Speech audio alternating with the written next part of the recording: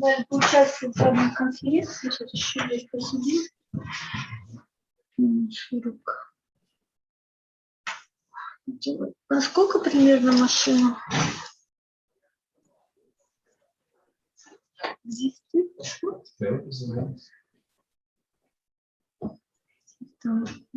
Опа. Сейчас закажем, сейчас поучаствую.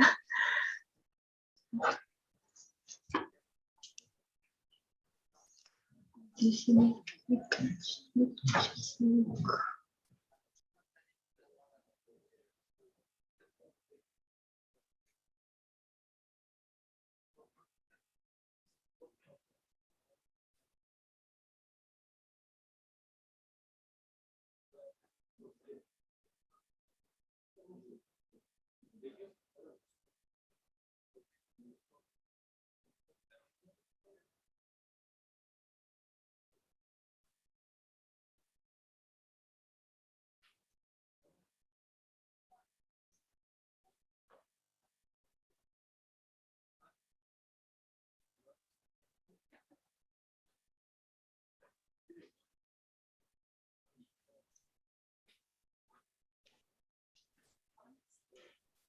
Позвоните ему.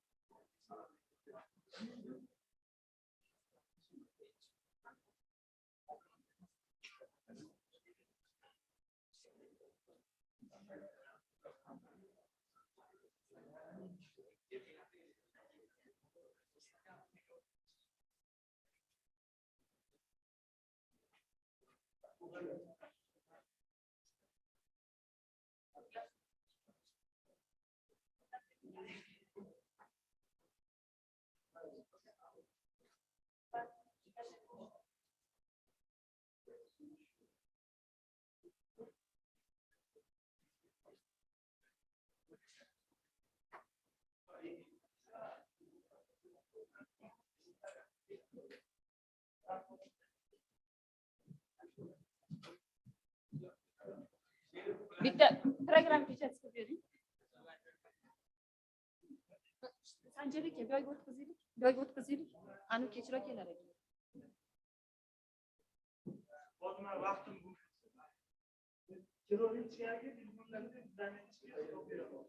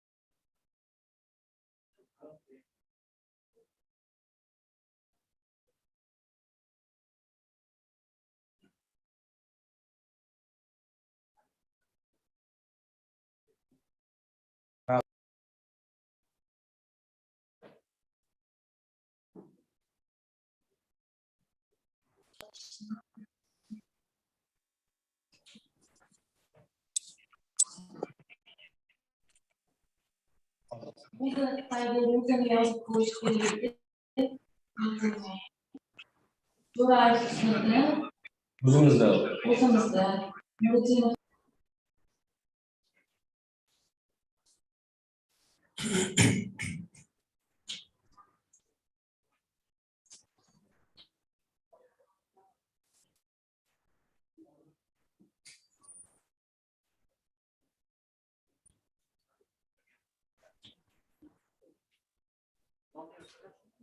Ana rasmga olib skrinshot qilishni bilasizlar, rasmga olib skrinshot qilishni. Yozma konferensiya mana qilindi. Rasmga olib skrinshot qilasizlar. Tayyorlaysizda. Shunday qilamiz. Mana o'zin screenshot qilishingiz kerak. Shunda Kompyuterdan screenshot qilsangiz, print screen bor, o'shani Press bo'lsa, screen. Press screen. print screen bo'lsa, o'zi. Ha, unda o'zim bilaman. Screenshot. O'yinni boshlayapti. Faqat men telefonda qilaman. faqat endi tegishli gapiradi. To'g'ri yo'lda turamay. Sizlardan ko'ryapman.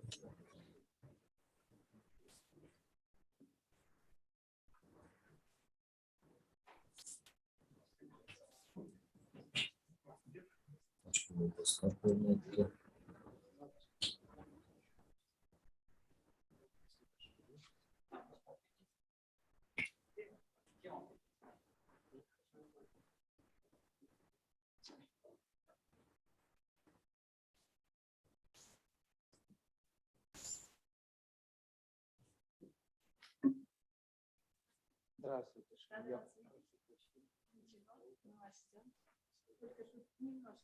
Bizni otimiz chiqmayapti.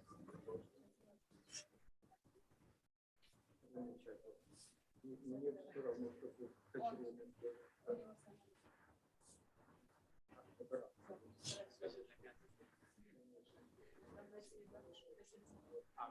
ваша министр. Да, она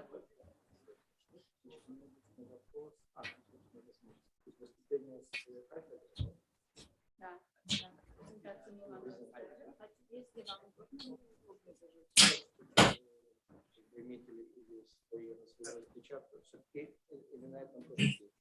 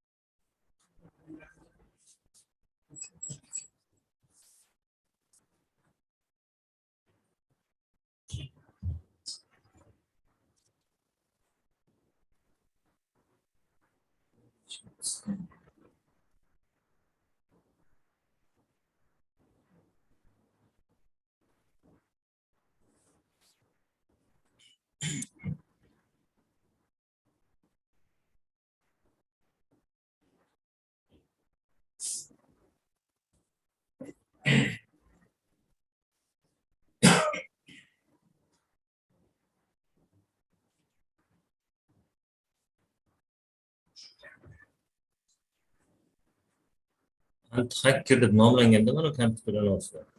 Shu o'shanda bo'lib chiqadi yoqda. Familiya bilan ishlash kerak. Nomni o'zgartirish. Kim o'zgartirsin bular? Kompyuterning nomini o'zgartirish kerak. Kim o'zgartiradi? Zomgami? Ha, Zomdamisiz? Ha. Zomda nomisiz. qanday o'zgartiradi? Zomni o'zidan. Zomni o'zi ishlayapsiz. Demak, mana buni o'zi hacker nomlangan, shu ochiq shu Shuni chiqadi. o'zgartirish. Shu nom bilan ishlayapman-da buni. Zoom bormi? Zoom program. Bor. Zoomda turmayman.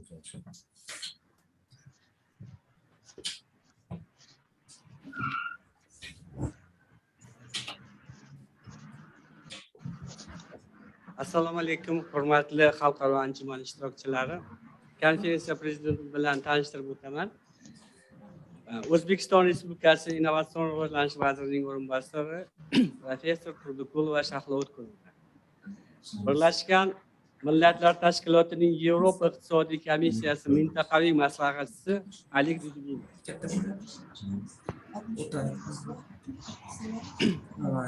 Jayka Yaponiya Xalqaro hamkorlik agentligining energetika bo'yicha maslahatchisi professor Hirotaka Watanabe. O'zbekiston Respublikasi Fanlar akademiyasi materialshunoslik direktori professor Odilxo'ja Parpiyev. Markaziy energetika muammolari instituti direktori Rossiya Federatsiyasi Bulat Nigmatulliy. Anjumanni ochib berish uchun O'zbekiston Respublikasi Innovatsion rivojlanish vazirining o'rinbosari professor Turdiqulova Shahlo O'tkunovani taklif etamiz. Marhamat. Rahmat. Assalomu alaykum, hurmatli yig'ilish ishtirokchilari. Здравствуйте, уважаемые участники сегодняшней конференции. Министерство инновационного развития, это видно и по названию, отвечает за развитие инноваций в этой стране, а также за полностью это орган, который координирует научные исследования в нашей стране. Поэтому, как и любое министерство, как любая страна, мы выбрали в качестве приоритетов, ну, Узбекистан не такой большой и не такой богатый, чтобы идти развивать, как сказать, все отрасли одновременно и одинаково. Это и нормально, каждая страна выбирает какие-то приоритеты для развития науки, инноваций, технологий. И зеленая энергетика – это один из наших приоритетов, которые были установлены указом президента, который был принят вот буквально в апреле этого месяца. Поэтому все исследования научные в этом направлении, все инновационные разработки, какие-то стартапы, это опытно-промышленные установки в этом направлении очень активно поддерживаем, оказываем не только господдержку, но также финансируем проекты. И в соответствии с концепцией развития электроэнергетической отрасли Республики Узбекистан к 2030 году солнечных и ветровых электрических станций планируется построить 5000 мегаватт и 3000 мегаватт соответственно, доля которых будет составлять более 25% от общей установленной мощности генерирующих станций. Конечно, очень хороший план, но при этом такой быстрый рост доли переменных возобновляемых генерирующих мощностей накладывает определенные требования на энергосистему. по подготовке и созданию резервных, в частности, в качестве которых могут быть применены водородные технологии. На начальном этапе министерством организованы научно-прикладные исследования по получению водорода с использованием энергии Солнца путем электролиза, работы по разработке водородных твердооксидных топливных элементов. На большой солнечной печи анализируется процесс термохимического цикла получения водорода. На эти разработки выделено около 6 миллиардов сумм, что соответствует где-то 600 тысяч долларов. Но я думаю, сегодня вы сможете более подробно ознакомиться с этими разработками. Также на базе Ташкентского государственного технического университета с текущего года начата подготовка кадров в сфере водородной энергетики. И для учебного процесса привлечены ведущие местные и зарубежные ученые данной сферы. Начаты работы по разработке электронных учебных пособий для университета за счет зарубежной технической помощи. Следующим этапом планируется начать исследование по разработке технологии получения пористых материалов адсорбентов, металлгидритов для хранения и транспортировки водорода, усовершенствованию топливных элементов, а также оснащению лабораторным оборудованием водородных технологий научных учреждений. И на эти цели запланировано выделение средств в размере 10 миллиардов сумм. Это где-то 1 миллион долларов. В рамках сегодняшней конференции на тему перспективы развития водородной энергетики, возобновляемых источников энергии и энергоэффективности в Республике Узбекистан будут заслушаны доклады о достижениях и возможных направлениях развития данных технологий. Также в соответствии с постановлением президента Республики Узбекистан от 9 апреля о мерах по развитию возобновляемой водородной энергетики в Республике Узбекистан на конференции будет представлен годовой отчет по текущему состоянию развития и результатам проводимых исследований водородной энергетики в Узбекистане. Я думаю, сегодня очень будет плодотворная работа. Желаю всем участникам конференции плодотворного обсуждения, а самое главное, возникновению, возможно, новых связей, в том числе укрепления международных связей, для чего эта конференция, в принципе, организовывается. Желаю успехов всем участникам конференции. Спасибо за внимание. Rahmat. Assalomu alaykum yana bir bor. Bugungi xalqaro konferensiyani moderatsiyasi menga ishonib topshirilgan ekan. Katta sharaf, kattakon rahmat. Barcha ishtirokchilarni qutlab qolaman. Offline, ayniqsa onlayn ishtirok etayotgan hamkasblarimizni. O'ylaymanki, konferensiyamiz juda qiziqarli bo'ladi, bahs-munozaralarga boy bo'ladi. Lekin bahs-munozaralarda shu har bir mavzularni yakundan keyin amalga oshirsak degan taklifim bor. Endi vodorod energetikasi nafaqat O'zbekiston, balki dunyoda juda ham katta qiziqish uyg'otayotgan yo'nalish. Ko'plab ilmiy laboratoriyalar, ilmiy markazlar bu sohada ish olib boryapti. Shuning uchun ruxsatlaringiz bilan konferensiyamizni ishini boshlasak. Demak, O'zbekistonda shu qayta tiklanuvchi energiya manbalari, vodorod energetikasi sohasidagi davlat siyosati va shu yo'nalishdagi ishlarni olib borilayotgan ishlar bo'yicha tanishtirish maqsadida konferensiyaga O'zbekiston Respublikasi Energetika vazirligining qayta tiklanuvchi energiya manbalari boshqarmasi boshlig'i Abdullajon Otaboyevni taklif etganmiz.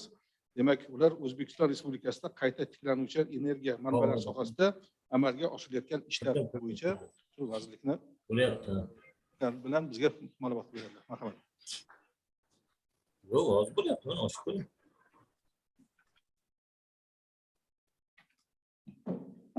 Eshitilyaptimi? Assalomu alaykum. С вашим позволением я начну презентацию на английском языке. So, assalamu alaikum. Good afternoon, dear ladies and gentlemen. Your Excellency, Ms. Shahlo, and dear guests and dear colleagues, dear professors. First of all, thank you very much for your invitation for such great forum. Today, let me introduce myself. I'm Otaboy Abdulrajan. I am head of the Department for Renewable Energy Source in the Ministry of Energy. And today, I'd like to present the activities and recent actions which we are taking, which are being taken on the development of renewable energy source in the Ministry of Energy. And to begin with, I'd like to start with, next slide, please. Here.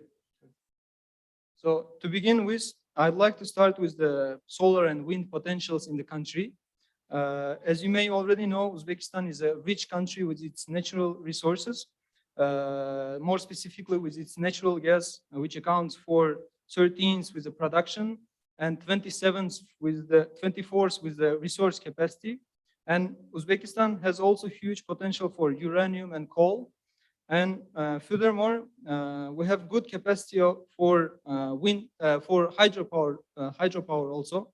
And the number of investments to hydropower is accounted for $2.7 billion during 2017 and 2025 to develop 18 new projects and to upgrade 14 new existing hydropower plants.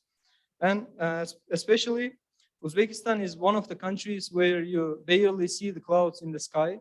So we have more than 300 days of sunny days, and solar irradiation is assumed as equivalent to 50 billion tons of oil.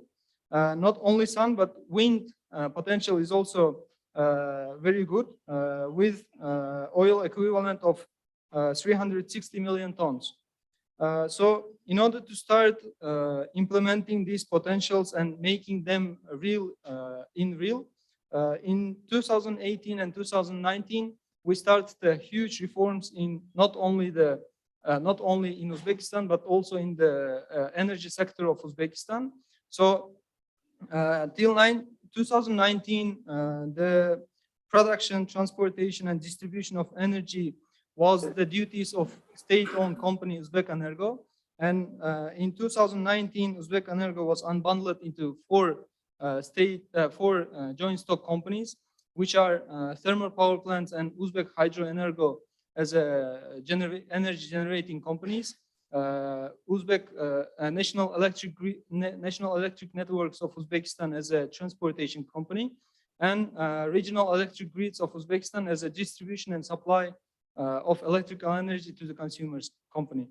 And not only that, but on the right side of the slide, you can see the ongoing reforms in energy sector. First of all, electricity market models and transition stage identified, and together with the experts from World Bank and ADB and EBRD, and new version of electricity law is being developed right now. And the electricity grid code is also being developed with technical support from World Bank. And also, we are going to, in the transition to the International Electrotechnical Committee's standards, to be more open to the coming investors and to adopt more investments. Also, the concept for the provision of the Republic of Uzbekistan with electrical energy for until 2030 was developed, and the aimed parameters are the 5 gigawatts of solar and 3 gigawatts of wind potential power plants should be constructed by 2030. And I will announce here a new targets, because recently we had a meeting in the there was a meeting in the president's office, and we get the targets of 12 gigawatts until 2030, which is 5 gigawatts of wind and 7 gigawatts of solar, which should be developed until 2030. And we understand that the renewable energy sources are not stable as the traditional energy plants. So in order to regulate and in order to make the grid stable, we are we are constructing the flexible generators like peakers and gas turbines. And we have the plans, we are developing the plans to develop the transmission lines by 2030 with the help of World Bank's funds and with the help of MRC Group's technical consultancy. And also we are working on the tenders on energy saving systems. And the first tender was announced, which I will tell later. And we are targeting to achieve 3,000 megawatts of energy saving technologies by 2030. And at the same time, we have intergovernmental connection lines, which also should be developed by 2030. So on this slide, you can see the projects which are being developed in the country. So in 2019, we agreed with the international financial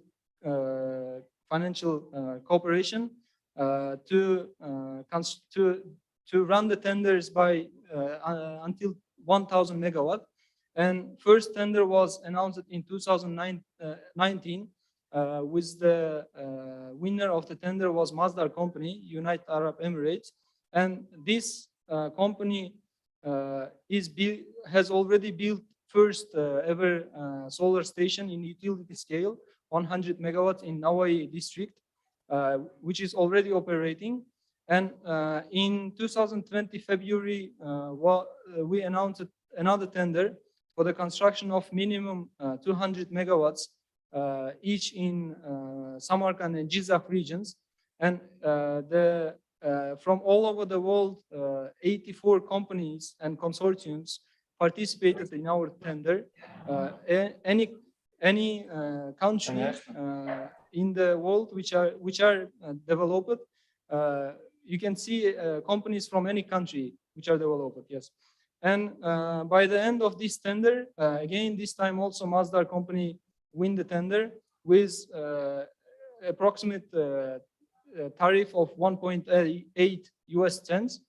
And in this year, we started the next tender with IFC. That is 3 solar stations in 3 regions, Bukhara, Namangan, and Khwarezm regions. And Bukhara project has also energy saving technology also. So the winner of the tender in Bukhara region should build 250 megawatts of solar station with 63 megawatts of energy saving batteries. And we also have the memorandum of understanding with Asian Development Bank to run the tenders, likewise IFC. And we announced the first tender with ADB in 2020 in February. And by the end of tender in Sherabad district of Surkhandarya region. And by the end of our tender, Masdar company again this time was the winner of the tender with 1.8 and 45 US cents, as you can see in the slide. And nowadays we are working with the technical specialist of ADB to start the next tenders in Kashkadarya region and Fergana region with a total capacity of 400 megawatts. And we're also looking for other sites to develop the next projects with ADB. And we have another agreement with EBRD, European Bank for Construction and Development, to run the tenders for 1,000 megawatts of wind power plants. And first tender was announced in 2020 in April, and that was funded by the Japanese government. And we had the great result in this tender also. So according to the results of this tender, so 100 megawatt wind station, the tariff was 2.86 US cents per kilowatt hour. These tariffs are one of the lowest tariffs in the world. And we started to work on the next projects with EBRD. The next project would be close to the first site with the capacity of 200 megawatts. And nowadays, in order to give more information to the investors, we installed several meteomasts to gather the wind data. And afterwards, after gathering 1 year data, we will announce the next tender. We have another bilateral contracts also to construct wind and solar projects around the country. All of these projects are on the basis of BOOT. So investor which builds the station should own it and operate it during 25 years. And the government of Uzbekistan should just buy the electricity which is generated from these renewable energy projects. And until now, we are working approximately 6,000 megawatts of renewable projects, which will give us these kind of results like 3.8 million billions of USD investments to the country, and environmental benefits and social benefits and so on. And thank you very much for your question, for your attention. Rahmat. Energetika vazirligi O'zbekistonda qayta tiklanuvchi energiyalar manbalarini kengaytirish, undan foydalanishni yo'ldan kengaytirish katta ishlar qilyapti. Bu o'ylaymanki, bu qatorga vodorod energetikasi sohasidagi ishlarimiz ham qo'shiladi. Bu borada endi olimlarimiz birinchi loyihalarni amalga oshiryapti. Yaqin orada o'z takliflarimizni beramiz. Rahmat sizga. Dasturimizda biroz o'zgarish bo'ldi. Keyingi navbatdagi so'zni Bulat Nigmatulinga bermoqchiman. Rossiyaning energetika muammolari instituti direktori. Markaziy Osiyoda mintaqaviy integratsiya va energiya tizimlarini rivojlantirish. Rahmat.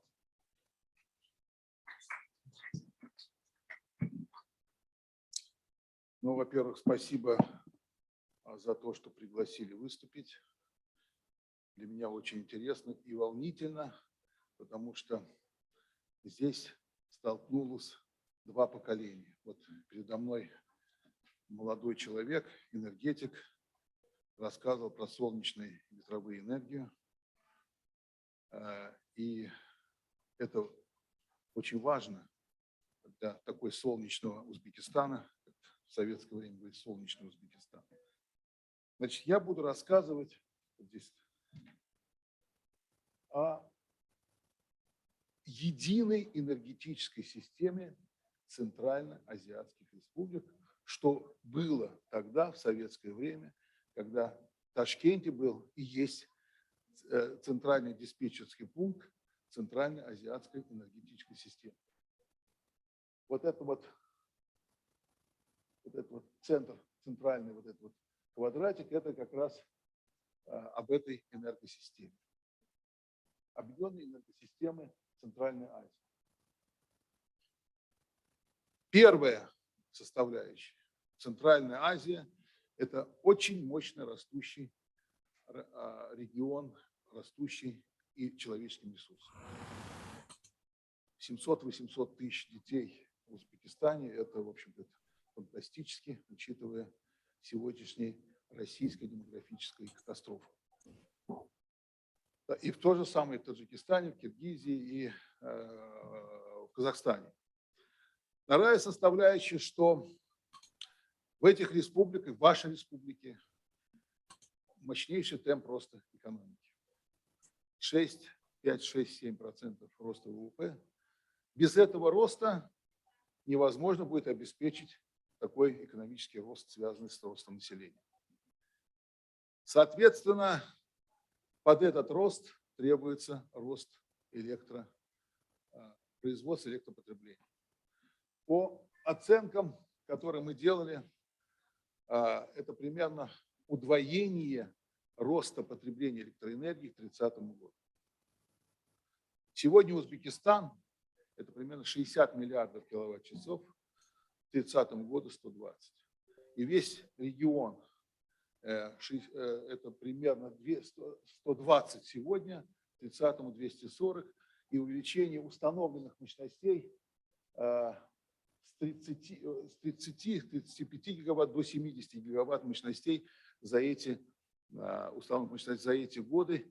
И это возможно только используя не только возобновляемые источники энергии и не столько возобновляемые источники энергии, как традиционную энергетику, в первую очередь газ и строительство атомных станций.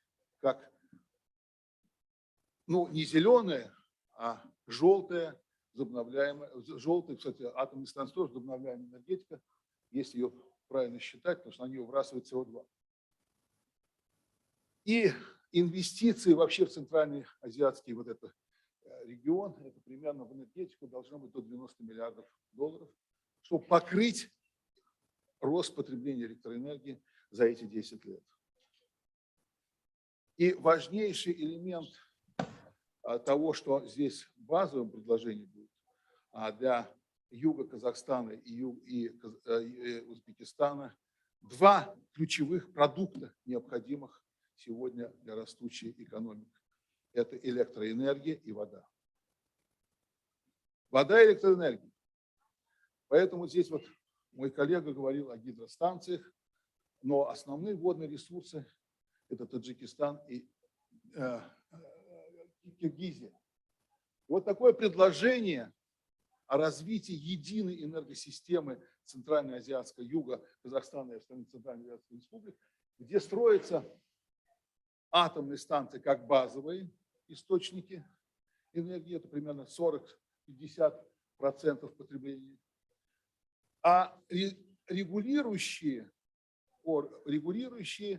энергосистемы – это гидростанции, достройка Камабардинской ГЭС в Киргизии и Аргунской, по сути, строительство, да, даже там начато строительство, но строительство Камабардинской ГЭС и вообще говоря, по сути, новое строительство Аргунской ГЭС позволит регулировать воду не тогда, когда она сбрасывается весной, а тогда, когда очень нужно на юге Казахстана и Узбекистана, летом и осенью. То есть продукт вода, цена ее, и продукт киловатт-час. И вот если рассматривать дальше предложение, вот нижнее предложение, вот это вот не работает, вот сценарий интеграции развития, потенциал сооружения атомных станций, плюс достройка ГЭС в Таджикистане и Киргизии, это позволит экономить воду, газ. Цена газа, по которой вы получаете сегодня на электростанциях, это 4, 5, 6 лет, 6 раз, а сейчас и с этими новыми ценами, скакут цены по газу до $1000 за 1000 квадратных метров, мы будем считать $1000, а вы сегодня на вашей станции идет, наверное, $50-60 за 1000 километров, но до $100, не больше, 50-60, то есть в 20 раз у вас дешевле, а если вы будете такие продавать газ по другой цене, просто рухнет экономика страны. Поэтому экономия газа и замещение вот именно базовым источником атомных станций. Еще же важнейший момент – это мое как бы посыл моим юным коллегам по поводу возобновляемых источников энергии. Возобновляемый источник энергии – это прерывистая энергия, это распределенная энергия, и она требует очень больших инвестиций в сетевой комплекс. То есть простые стоимости установленного киловатта без учета системных затрат – это неправильный экономический расчет. Системные затраты на возобновляемые могут составлять от конечной цены электроэнергии, если вешать на возобновляемую, то может составлять 2-3 раза больше. Именно этот момент и системный, куда и резервирование входит мощностей. Поэтому, когда я слышу 5 гигаватт в России, я взбадриваюсь. А когда я слышу 10 гигаватт от моих коллег из команды Чубайса, я не взбадриваюсь, я начинаю ругаться. Потому что это резкое увеличение цены киловатт-часа для потребителя. И поэтому, когда говорятся о 12 гигаватт, пожалуйста, своему руководителю, уважаемому президенту республики, скажите, а насколько будет обременение энергосистемы. И рядом с вами, молодые люди, должны быть коренные кадровые энергетики. Обязательно. Кондовой энергетики из энергосистемы, которые скажут, во что это выльется. С резервами и с увеличением сетевой нагрузки. Международный энергетический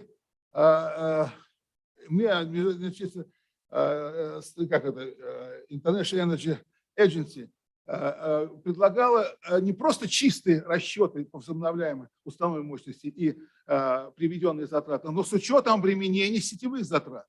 И тогда для возобновляемой энергии становится очень сильно мало конкурентов.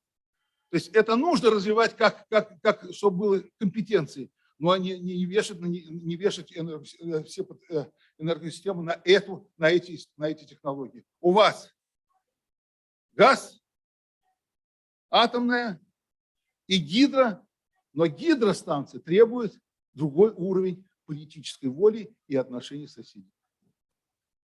Единая общая цель, которая предлагается сделать, позволит и общая цель, общее решение, общей задачи усилит и интеграционные тенденции ваших соседей. Вот об этом как раз и пишется вот Узбекистан, Казахстан, вот сегодняшний уровень, по сути дела, энергопроизводства. И на Казахстане, вот, где замещаются базовые нагрузки гидростанций. То есть сбрасывается вода тогда, когда можно ее экономить. А это у нас предложение уже до 30-го года. Вот выгоды. Выгоды интеграционного развития, эффект от сэкономленного газа, выгоды – это снижение расхода газа на выработку электроэнергии, увеличение роста потребления воды не на энергопроизводство, а как для других целей, для сельскохозяйственных нужд. И в этом смысле получается очень устойчивая энергосистема. И, естественно, да, нужны дополнительные инвестиции в атомные станции. Думаю, что как представитель, как некоторое время тому назад заместитель министра по атомной энергии, и сегодня я советник по развитию экспортного потенциала Росатома, и вы начали строить 2 блока. Это первое, начало строительства атомной станции. Это позволит сделать на десятилетие устойчивую энергосистему всех, в первую очередь, ключевой республики, ключевого государства, Узбекистана, как самого мощного государства, Казахстана и Таджикистана и Киргизии. И это даст независимость, энергетическую независимость всех 4 республик. Что надо еще сделать? Конечно, нужно программу развития каждой страны на 10 лет. Стратегическую, макроэкономическую программу развития страны на 10 лет. С учетом роста населения, с учетом роста потребления, и иметь видение, что будет в каждой из этих республик, в первую очередь в Узбекистане, в 30-м году. Это наши проектировки по росту потребления электроэнергии, производства. В Министерстве экономики Узбекистана должна быть группа, которая должна сделать макроэкономическую стратегию и стратегию развития своей страны и при представлении, сколько надо электроэнергии. Не просто 5 гигаватт возобновляем, не просто 12, 15 или еще сколько, а во что это выльется в цене киловатт-часа. И какой уровень киловатт-часа, стоимость киловатт-часа должен быть в долях ВВП, в затраты конечных потребителей электроэнергии в долях ВВП. Это оценки должны быть четко.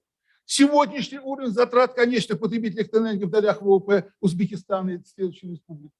И сколько это будет в 30-м году с учетом возврата инвестиций, долговременный, на 20 лет. Обязательный элемент. Сверхвысокие цены на электроэнергию убивают экономический рост. Это обязательный элемент. И каждый энергетик, который с этой страны выступает, должен начинать с цены электроэнергии. Не стоимости 5 или 10, 12 гигаватт солнечной энергии, а цена электроэнергии сегодня и какую мы ждем для конечных потребителей. Ждем в 30-м году. С этого начинать. Тем более, что большинство юношей, которые для меня не юноши, молодых людей, все они с экономическим образованием. Для них цена – это параметр, который должны оперировать легко. Для них главный оперирующий параметр. К сожалению, я говорю это с точки зрения и того ситуации, которая в России, все начинают, как в советское время, госплановские. 5 гигаватт, 100 гигаватт, миллиарды. Но там был Госкомцен. Там жестко определяли цены, и вы не могли больше 2 копеек за киловатт-час промышленно продавать. И там балансировали наверху, в департаменте, в управлении общего баланса. А здесь вы сами должны это делать. Иначе, как у нас. В России одна из самых высоких цен электроэнергии. 4,5% затрат конечных потребителей в долях ВВП. В Америке 2%. В Европе, примерно 2,6%. А в тех странах, которые энергоемкие больше, чем Россия, 2,7% в долях ВВП. И с этих цифр надо начинать. Конечная цена потребителя для потребителя. Вот это обязательный элемент. Вот вся программа, эти оценки, которые я показал на слайде, а это некие необходимые дополнительные анализы, которые нужно сделать. И, конечно, первый анализ. Стратегия развития государства до 30-го года. Плюс 5 пятилетка, очень точно, с этой, тогда календарный план, сейчас дорожная карта. По ВВП, по количеству населения растущим, которое точно можно посчитать, и по росту потребления электроэнергии, соответствующими макроэкономическими оценками, и цены электроэнергии. То есть цена электроэнергии – это сырье, это еще полусырье, это еще не конечный продукт. И то, что я предложил по объединению усилий, где для Узбекистана вода – это такой же важнейший продукт, как и электроэнергия, учитывая такое растущее численность населения и растущую экономику страны. Теперь о водороде. Водород – это сырье.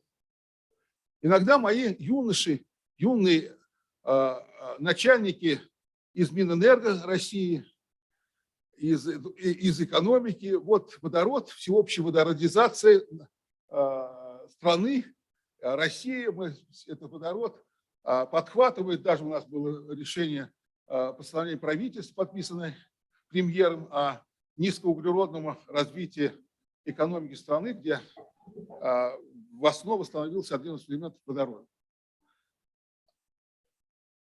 Одна вещь. Водород, вообще говоря, это промежуточное сырье. Чтобы получить водород, надо затратить электроэнергию. Чтобы 1 килограмм водорода получить, надо затратить 70-80 киловатт-часов электроэнергии, а энергетическая емкость его 40. То есть это вам не газ, это вам не нефть. Это из газа, нефти, угля, солнечной энергии, ветровой и атомной энергии производство электролизом водорода. Если мы будем делать из метана, то возникает СО2. Это то, о чем сегодня все кричат, что это самый яд нынешней человеческой цивилизации.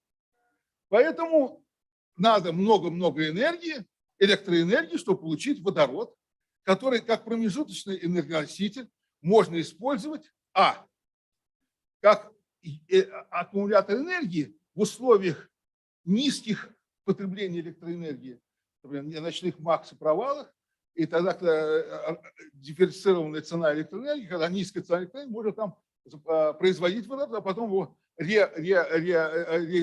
заново реиспользовать как энергоноситель и тем самым получить экономическую выгоду. Но самое главное, будущий потребитель водорода – это транспорт. Транспорт. Вместо ДВС, что такое двигатель? Это электростанция. Каждая машина – это электростанция. Вы должны понять, вы закладываете сырье, бензин, крутится, но механическая тяга, а иногда через генератор происходит. Это каждая машина – электростанция. Значит, мы вместо того, чтобы в каждой машине делать маленькую электростанцию, мы делаем либо аккумуляторы, заправленные из стационарных энергоисточников, либо топливные элементы, то есть там, где есть водород. То есть уже из водорода заложенная энергия, водородное топливо в топливном элементе, и это позволяет, вот здесь вот показана вся схема производства водорода и вторичной генерации, вот то, что я сейчас говорю. И вот про... Я заканчиваю, все. Слишком много говорю. Значит, водород как топливный элемент и как энергоноситель очень выгодный в промышленности, в транспорте. И, скорее всего,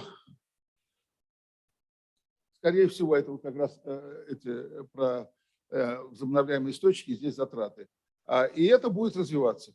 У нас есть целый ряд предложений, где у нас много-много электроэнергии лишней. Это запад России, Белоруссия, Белорусская АЭС. Там она была построена без учета тогдашнего роста потребителей, объем потребления. Сегодня это как дополнительный энергоисточник, который можно использовать вот для вот этих условий, связанных для замещения дизельного топлива или там, бензина на топливные элементы или электромобили. А завершая, хочу сказать спасибо за внимание. Все слова, которые я сказал, они жесткие, и я прошу учесть. Спасибо. Спасибо. Я бы хотел довести до наших коллег, участников. У Булата Искандеровича через несколько часов самолет, но, несмотря на это, он решил принять участие на нашей конференции, за что большое спасибо. Я думаю, что ваши рекомендации для нас тоже очень интересны. Мы будем, конечно, прислушиваться к вам. Цена. Начинайте с денег. Все начинается с человека, а в энергетике должно быть с денег. Потом уже технологии. Сначала деньги. Какая цена? Тем более в Узбекистане, который народ, который всегда знал, что это цену денег. Восток дело тонкое, как говорится, деньги считать умеет. Да, умеет. Спасибо. Да, и еще одно, если решает. У нас вот самый высокий начальник из Минэнерго. Кто? Вот то, что наш докладчик. Я вам сейчас подарю свои две книжки.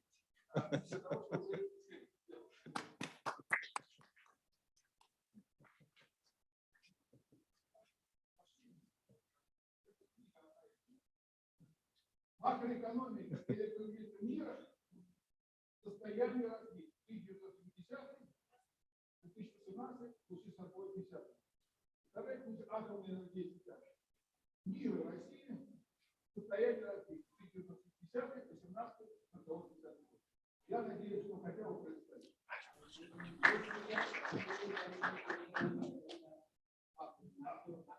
Тогда атомщик куда атомный будет. Через один. Спасибо.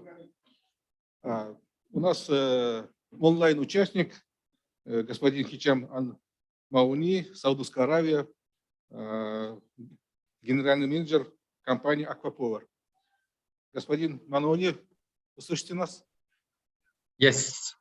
Thank you, dear organizers. Ministry of Innovative Development and Ministry of Energy, dear participants, it's an honor to participate in this conference.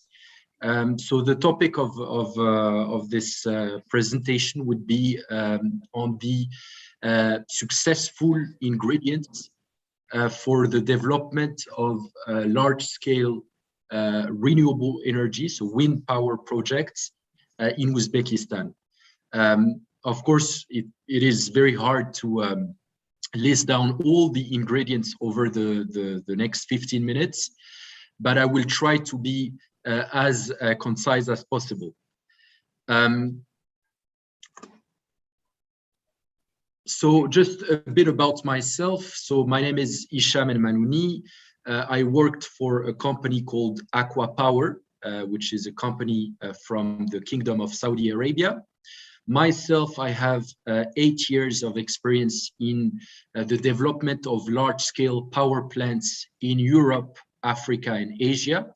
and I have worked obviously for other investors such as Lightsource BP or Access Power.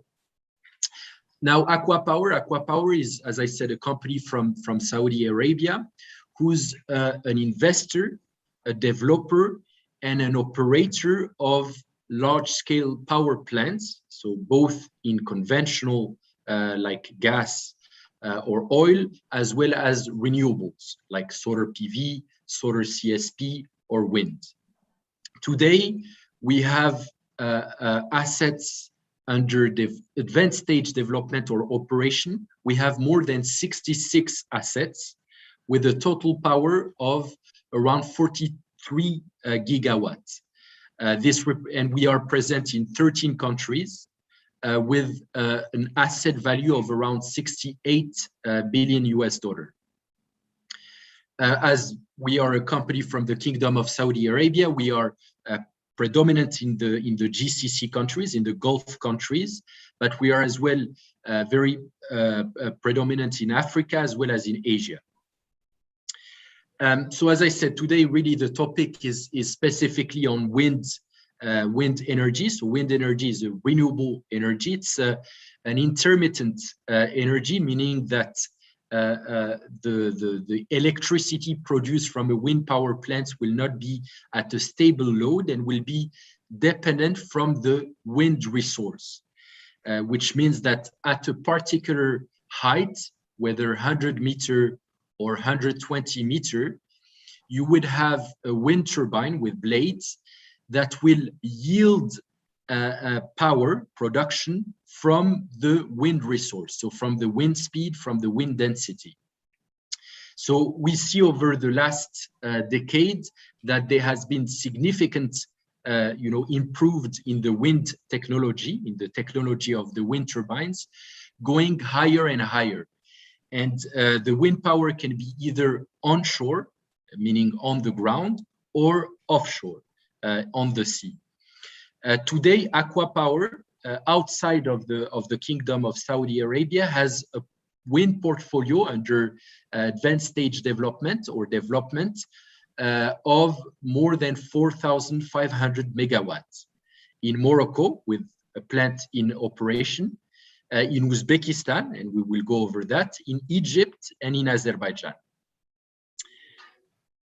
So today, as I said, we will speak specifically on Uzbekistan. So Aqua Power is present in Uzbekistan since we came in 2019, and we have finalized early 2020 the contractual arrangement for combined cycle gas turbine power plant in Sirdarya region. We have, in parallel of this gas turbine, developed wind power projects in Bukhara of total 1 gigawatt, which is what we call Bash and Jankeldi. And just a few months back in the summer, we, as Abdullah John mentioned earlier, we got awarded a 100 megawatt project in the region of Karakal, Pakistan for 100 megawatts. And we are as well in early stage development of 1,500 megawatts large-scale wind power project in as well the region of Karakal, Pakistan.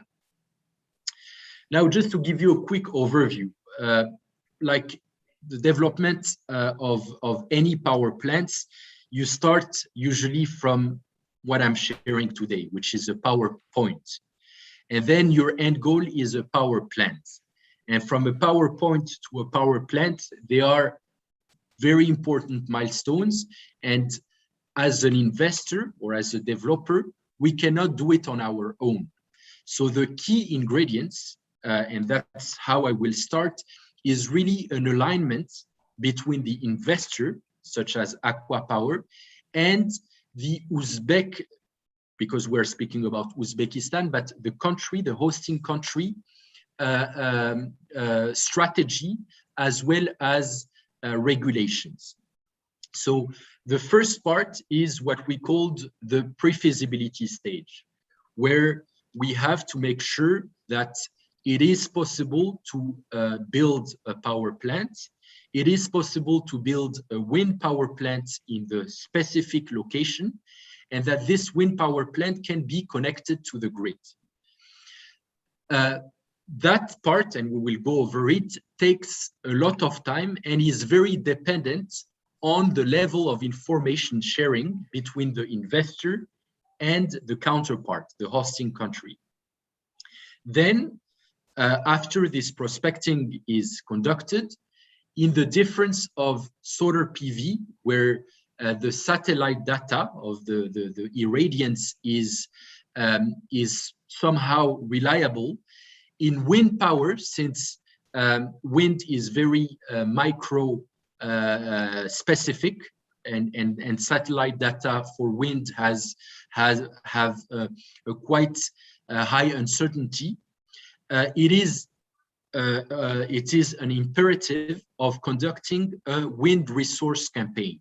And this wind resource campaign has to take at least 12 months, a full year, to capture the different seasons within a year, and to capture for specific points or on where the wind power plant will be, the different micro modeling of the wind speed. In parallel to this wind resource assessment of at least 1 year, you will start your development activities. And the two major points on the development activities will be, one, in respect to the connection to the grid, because ultimately these power plants will generate electricity for the grid. And since this generation is an intermittent generation, meaning that it's highly dependent on the resource, it may produce very high, then will stop, and then we produce again high.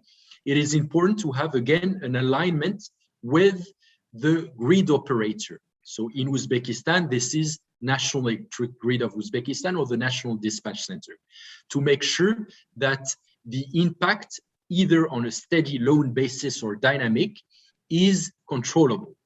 And the second part of this development activities is environmental and social considerations. For the wind power plants, you need to make sure that your wind turbines that will be at 100 meter or 120 meter height, and even higher with the blade section, that you are managing properly environmental constraint. And the top environmental constraint would be birds, for example, would be biodiversity. So birds, as well as on the ground, any critical habitats. These wind resource campaign, as well as advanced development activities, usually would last between a year and a year and a half, but again can last much longer if there is no alignment between the investor and the hosting country's relevant authorities. And as I said, after it's just structuring the project commercially to make sure that is A, bankable, and two, is providing enough returns for the investors and provide an enough competitive tariff for the counterpart. And then will be the EPC contracting, which is engineering, procurement, construction of the power plants, to then reach the commercial operation and the operation and maintenance phase. If I show you now for Uzbekistan, in respect, for example, to prospecting, you can start from the wind atlas, which is giving you within a certain uncertainty wind speeds for different regions. You can see, for example, that in the western part of Uzbekistan, in the region of Karakalpakstan, you have what seems to be a quite high wind speed. Unfortunately, you cannot rely only on this, because your site will be even more will need micro siting. So I'm giving here an example of one of our wind sites in Bukhara region of Bash, where you can see over the wind site what is the variation in wind speed, and how we have, based on this variation, we have to put our wind turbines. So we have to put our wind turbines in the most windy areas. So you can see how the uncertainty in the wind speed is making your project either viable or unviable. This is why the prospecting in wind is completely different from the prospecting in solar PV or in other renewable energy sources. This is for the wind measurement campaign, the MET mast that you have to install and will be there for at least 12 months, that are recording at different heights the wind speed, the wind direction, and other critical parameters. Now, just to go quickly, as I said, some key considerations for the development of a large wind power project is one, very high uncertainty on the resource, meaning high uncertainty on the generation, how much your wind power plant will produce. You have on the land certain constraints, and I would say even more in Uzbekistan, where in some part of the land there are other resources, mineral resources, for example, gold or uranium or any other resources that can compete with, of course, wind resources. And then you have, of course, as I said, grid code or grid requirements that have to make, you know, the development of wind power plants planned accordingly. I will add as well onto this the fact that, you know, Uzbekistan is a double landlocked country, and you have to procure these wind turbines from somewhere, either from Europe, from China, from India.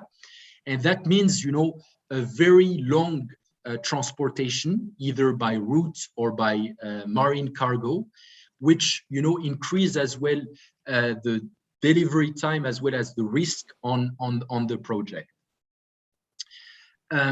And finally, to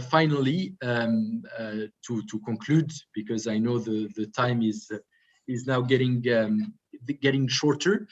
To conclude, in order to have a successful delivery of a wind power plant, it's critical that from the start, you know, key alignments are made with, as I said, the hosting country, in respect to the contractual arrangement, how these plants will generate electricity, given, again, certain uncertainty on the wind resource, as well as on other aspects of the project, so that key areas of focus are took together between the hosting countries as well as the investor. That's it for me. If you have any questions, please feel free to reach out to me. Thank you.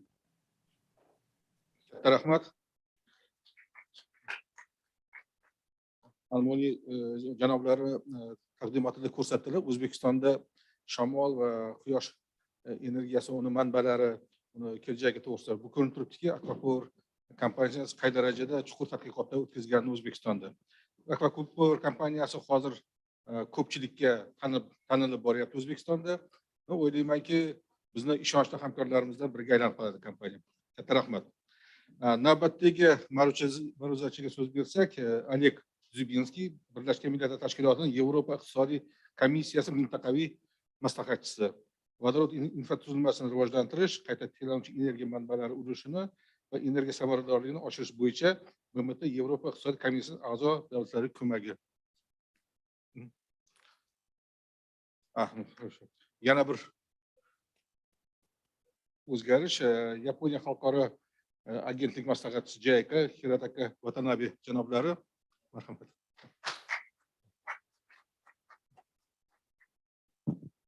Everyone, good afternoon. Thank you very much for your kind introduction. I'm very happy to stand here to have a presentation, National Hydrogen Policy of Japan and its prospect. I am an electrical engineer. I'm sorry, I'm not an expert of hydrogen, and also I'm not a government officer. So today I'd like to show you the outlines of situations of hydrogen technologies in Japan based on the public materials. This is the figures of image of industries and carbon neutrality in Japan. This is very complicated figure, but please focus on 2 points. First point, please look at the lines. Orange line shows the flow of electricity, and blue line show the flow of hydrogen. And also the red dotted circles that I added to the original figure, that these shows the facilities related to the hydrogen. So hydrogen and electric power will be the key technologies for the future in Japan. And one more point, the 2 points. Please look at the blue area. This seems to a river, but please think this is the ocean. This means the upper land is the outside of Japan. At present, Japan imports fossil fuels from foreign countries by ships. And even in carbon neutral society, Japan will have to import energy from foreign countries by ships. Hydrogen or its related compound will be applied. This slide shows the characteristics of Japan energy features. So please see the upper figure. That is a feature of country land of Japan. Japan is an island country, and 70% of the land is mountainous area and high population density. And please look at the lower figure. Sorry, very small characters, small letters. Horizontal axis shows the year from 1965 to 2019. And vertical axis shows the quantity of primary energy supply.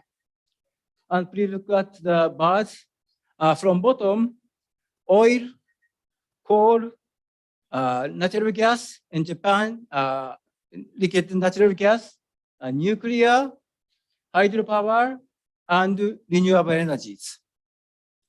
In 2019, for 85% is fossil energy, and fossil fuels is imported from other countries. And also, no transmission lines and no pipelines are connected to the foreign countries from Japan. So very severe energy conditions. And Japan has energy policy of S+3. S means safety. 3E means energy security, economic efficiency, and environment. And Japan already announced the carbon neutrality by 2050. And this slide shows, this graph shows the CO2 emission by sector in Japan. So all of the sectors must achieve zero emission or carbon neutral by 2050. And Japan showed the 6th strategic energy plan in October 2021. This means last month. And this plan shows the ways towards 2050 and concrete targets in 2030. Firstly, please look at 2050. The goal is very clear: carbon neutrality in 2050. But ways to achieve the goal, it's not only one. So all alternative choices will be pursued to achieve this goal with a stable and reasonable price energy supply. And go back to 2030. Based on the concrete analysis of various factors, concrete targets have been set. And the right graph shows the primary energy supply and resources of electric power in fiscal year 2030. and challenging target of GHG emission, greenhouse gas emission in 2030 is 46% reduction compared with 2013. But this is a fixed strategic energy plan in Japan. So how to achieve the carbon neutrality by 2050? At present, more than 80% of GHG emission is caused by energy in Japan. So reduction of GHG emission from energy sector is especially important.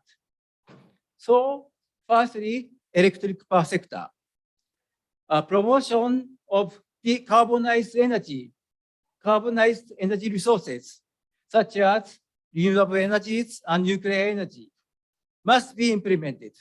And also, innovative R&D, research and development, such as hydrogen and ammonia-fired generation, thermal power with CCUS, carbon capture, usage and storage, and carbon recycling, also must be implemented for the electric power sector. And also, on the other hand, electric power sector, first of all, promotion of electrification is most important.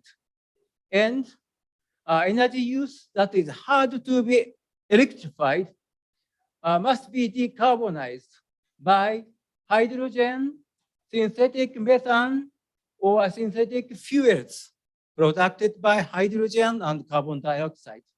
And also innovative R&D, for example, hydrogen reduction steel manufacturing must be also implemented. Sorry, this is the last slide.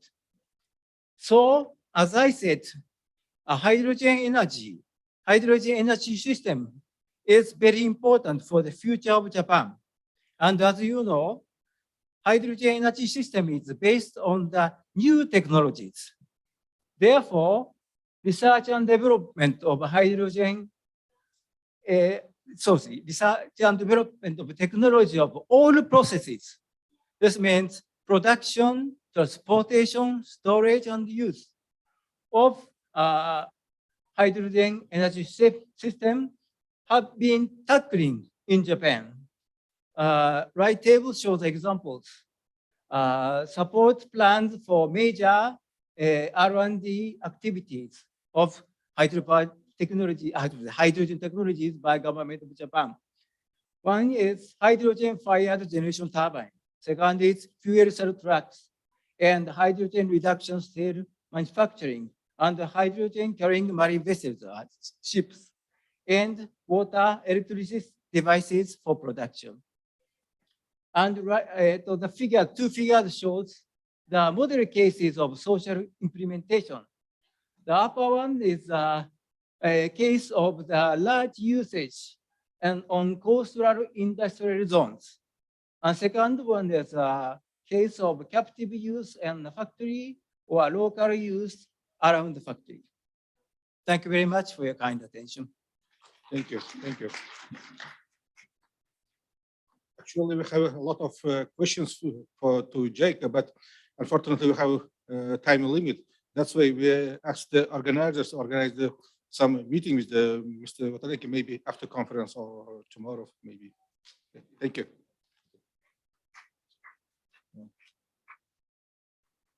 Пожалуйста, господин Зюбинский.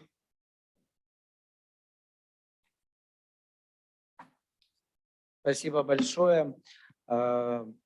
Прежде всего хотел бы выразить благодарность организаторам, Министерству инновационного развития Республики Узбекистан за приглашение на эту очень интересную конференцию. Сейчас, вот последние 2 года, во-первых, к сожалению, сложно куда-то было приехать. У нас в основном конференции и семинары онлайн. Это тоже полезно, это тоже интересно, но когда есть возможность пообщаться, что называется, вживую, это дополнительно, я думаю, дополнительно дает многое, вы со мной согласитесь. Так что еще раз спасибо организаторам.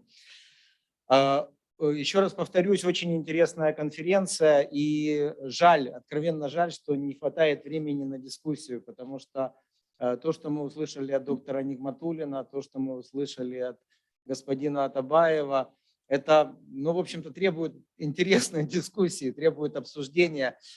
И нельзя сказать, что эти вещи, они несовместимы. С моей точки зрения, совершенно совместимы. Очень важно то, что из того, что мы услышали, что на проблемы в энергетике нужно смотреть комплексно. Пожалуй, это самое главное. То есть, во-первых, нельзя решать просто так, вот у нас будет там только солнечная энергетика, или у нас будет только атомная энергетика, или мы там сократим потребление газа. Мы должны смотреть на проблему комплексно. Очень важно проводить для любой технологии то, что называется life cycle assessment, то есть оценку и стоимости, и экологических последствий в пределах полного жизненного цикла. Вот это важно. Я представляю Европейскую экономическую комиссию ООН, я региональный советник в отделе устойчивой энергетики. И наш подход, общий подход вот нашего отдела по устойчивой энергетике и комитета по устойчивой энергетике, это межправительственный орган, заключается в том, что мы хотели бы рассматривать, применять принцип так называемый technology neutral, то есть нейтрально по отношению к технологиям, без предвзятости, да? То есть полный анализ и, основываясь на этом, решение о том, что лучше, что оптимальнее в каждом конкретном случае. Ну, пожалуй, теперь я все-таки перейду к своей презентации, которую вы, наверное, ждете. Вот, и презентацию я буду делать на английском. Спасибо большое переводчикам за их работу. Еще буквально два слова. ЕЭК ООН, Европейская экономическая комиссия, одна из 5 региональных комиссий ООН. В нее входит 56 государств-членов. Республика Узбекистан также является страной-членом Европейской экономической комиссии ООН. И, возможно, вы знаете, она также является страной-членом еще одной региональной комиссии, ЭСКАТа, экономической и социальной комиссии по Азии и Тихоокеанскому региону. Мы тесно сотрудничаем с нашими коллегами, которые базируются в Бангкоке. Ну, а теперь, собственно, презентация. UNEC support to member states in promoting hydrogen technology, energy efficiency, and renewable energy. I took advantage of the overall topic of today's conference to speak not only about hydrogen, but also about energy efficiency and renewable energy. When speaking about hydrogen, I will actually give only one example of what UNEC has done for one of the member states. And I will, and my colleague Branko Milicevic will speak later today on overall work of UNEC in the area of hydrogen and hydrogen technology. And I would also like to use the opportunity to say happy Thanksgiving to our colleagues from the United States. They are celebrating it today. Thank you, Oleg. So on production and use of hydrogen in Ukraine, we have received, UNEC received a request from the Ministry of Energy of Ukraine and State Agency on Energy Efficiency and Energy Saving of Ukraine to help in developing a draft roadmap on production and use of hydrogen in Ukraine, essentially to support Ukraine in developing its hydrogen infrastructure. It was done under the project improving capacity of the government of Ukraine to develop infrastructure for production and use of hydrogen to support green post-COVID-19 recovery. We at the Sustainable Energy did it jointly with our colleagues from Sustainable Transport and Environment divisions. And the result of our work was 3 documents. One was the overall draft roadmap for production and use of hydrogen. Then, as part of it, draft roadmap for the use of hydrogen in Ukraine in road transport. And also a scoping report for strategic environmental assessment for the draft roadmap for production and use of hydrogen in Ukraine. Draft roadmap is not an official document. It's not a law. It's not a strategy adopted by the Cabinet of Ministers or the Parliament of Ukraine. So it doesn't require strategic environmental assessment or a SEA. However, Ukraine is working on developing a hydrogen strategy. So this exercise, developing scoping report for SEA, it was a very important part because strategic environmental assessment, according to the Ukrainian legislation, is required for all laws and strategies adopted by the government or the parliament. I will not repeat anything that is on this slide because you have heard a lot about what hydrogen does, what hydrogen can do, and what hydrogen cannot do. So I will go further. What we have done under this study, what was provided was analysis of best international practices and plans for the use of hydrogen, analysis of the importance of hydrogen technologies and the potential for their use in Ukraine in various sectors, analysis of hydrogen production methods and their cost effectiveness. It also consisted of analysis of existing and required infrastructure for hydrogen storage and transportation for domestic use and export opportunities. Ukraine is very interested in exporting hydrogen to Europe. Analysis of potential for and experience of manufacturing equipment to produce hydrogen domestically, and the roadmap itself, and the actions and measures that are needed at the national level. They include legislation, institutional arrangements, economic incentives, R&D, public awareness, and also look at the role of Ukraine in the development of regional, regional hydrogen economy. The scope of the study included stakeholder mapping in the country and the identification of stakeholders relevant for the use of hydrogen in road transport and their role, type, and authority. This is part that is related to road transport or use of hydrogen in road transport. Again, international best practices and existing hydrogen initiatives and projects in this area. Legal and regulatory framework that would be needed for the use of hydrogen in road transport. Economic and financial considerations relevant to the use of hydrogen in road transport, particularly in urban transport. And also the recommendations on the use of hydrogen in road transport. I will stop here, and I think why I'm talking about Ukraine when I'm in Uzbekistan. This is an example of what UNEC can do for a member state, a country, and Uzbekistan is one of the UNEC member states, if we receive a request from this country. So we can help you develop what you need. It could be a policy, it could be legislation, it could be strategy, it could be a policy document. So think about it in these terms.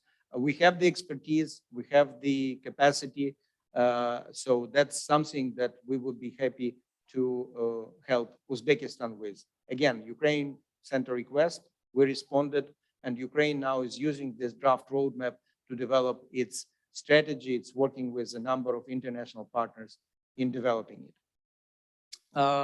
Now I will move to the next area, which is energy efficiency. And as you see, energy efficiency in several sectors and in several cross-sectoral activities. We'll start with buildings. We have developed a publication on energy efficiency standards and technologies to enhance energy efficiency in buildings. That was done in 2019, and we continue this work.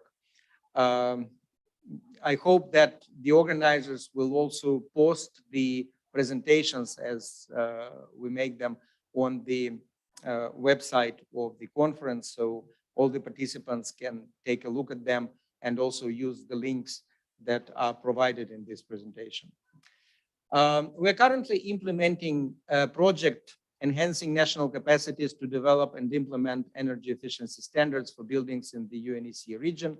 The project is funded by the government of Russian Federation. And within the project, we have developed a regional gap analysis that looks at the document developed by UNEC, the framework guidelines on energy efficiency standards in buildings that sets certain aims and goals and for the standards that should be used in the countries and the actual standards that are used in the countries. So it looks at this gap. It also looks at the gap between the existing standards and how those standards are implemented. And that's the second gap. Both are looked at. 3 countries are our focal countries in this project. And for them, we have done an in-depth gap analysis, so national studies for Armenia, Kyrgyzstan, and the Republic of Moldova.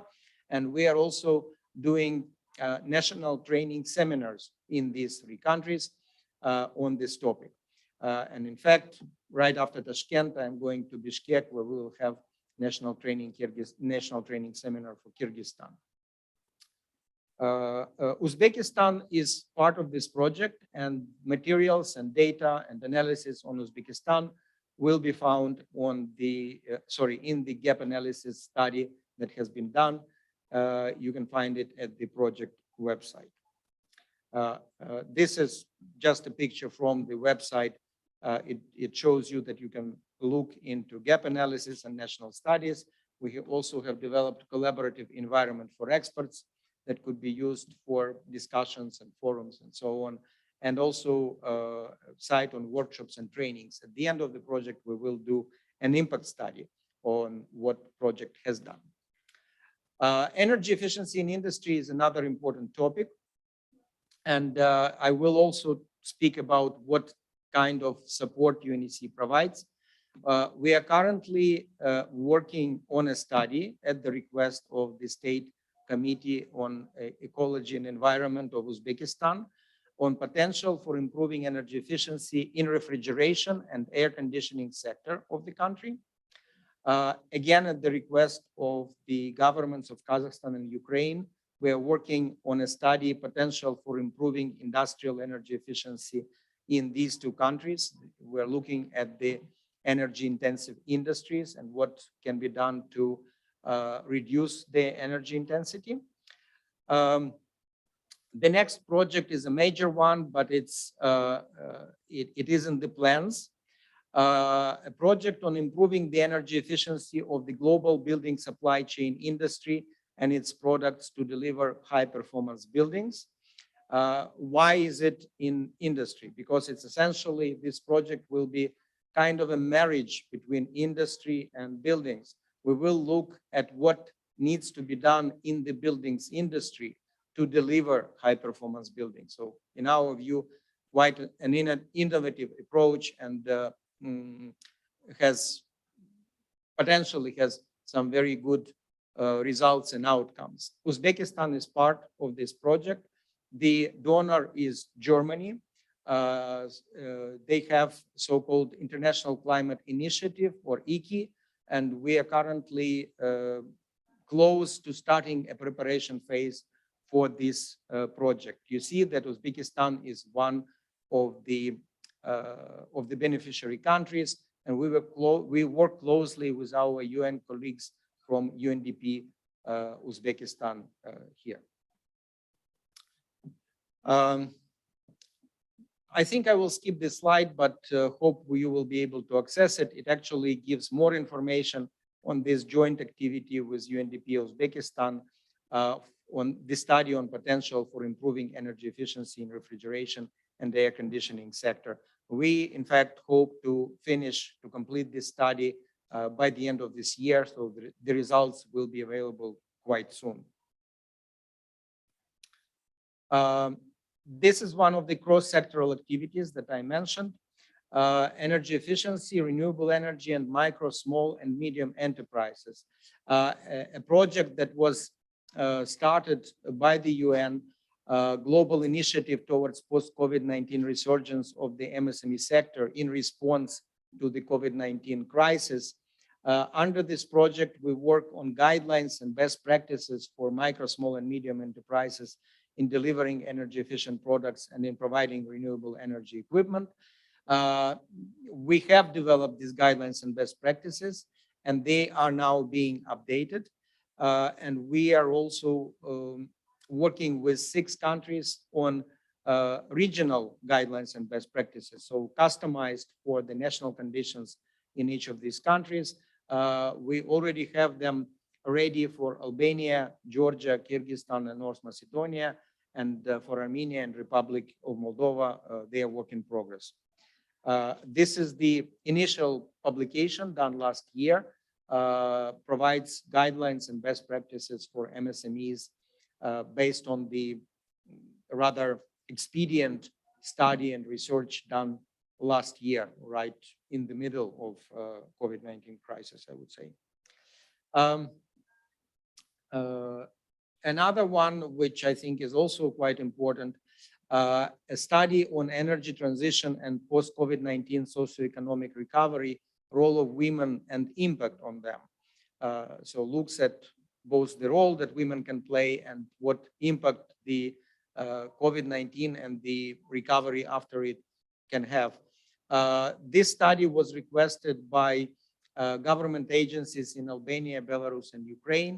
So each of these 3 countries will have case studies for it. And we have also added case studies for United Kingdom and Uzbekistan. I think this would be quite interesting for the country.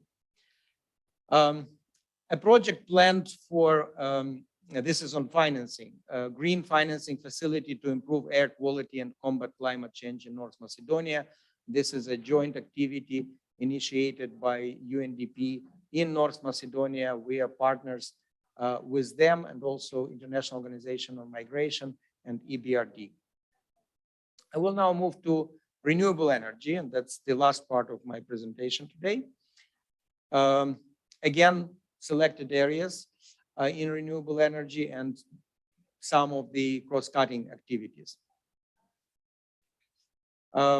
We have completed quite an interesting study on renewable energy financing and investment in 4 countries, Albania, Georgia, Kazakhstan, and Serbia.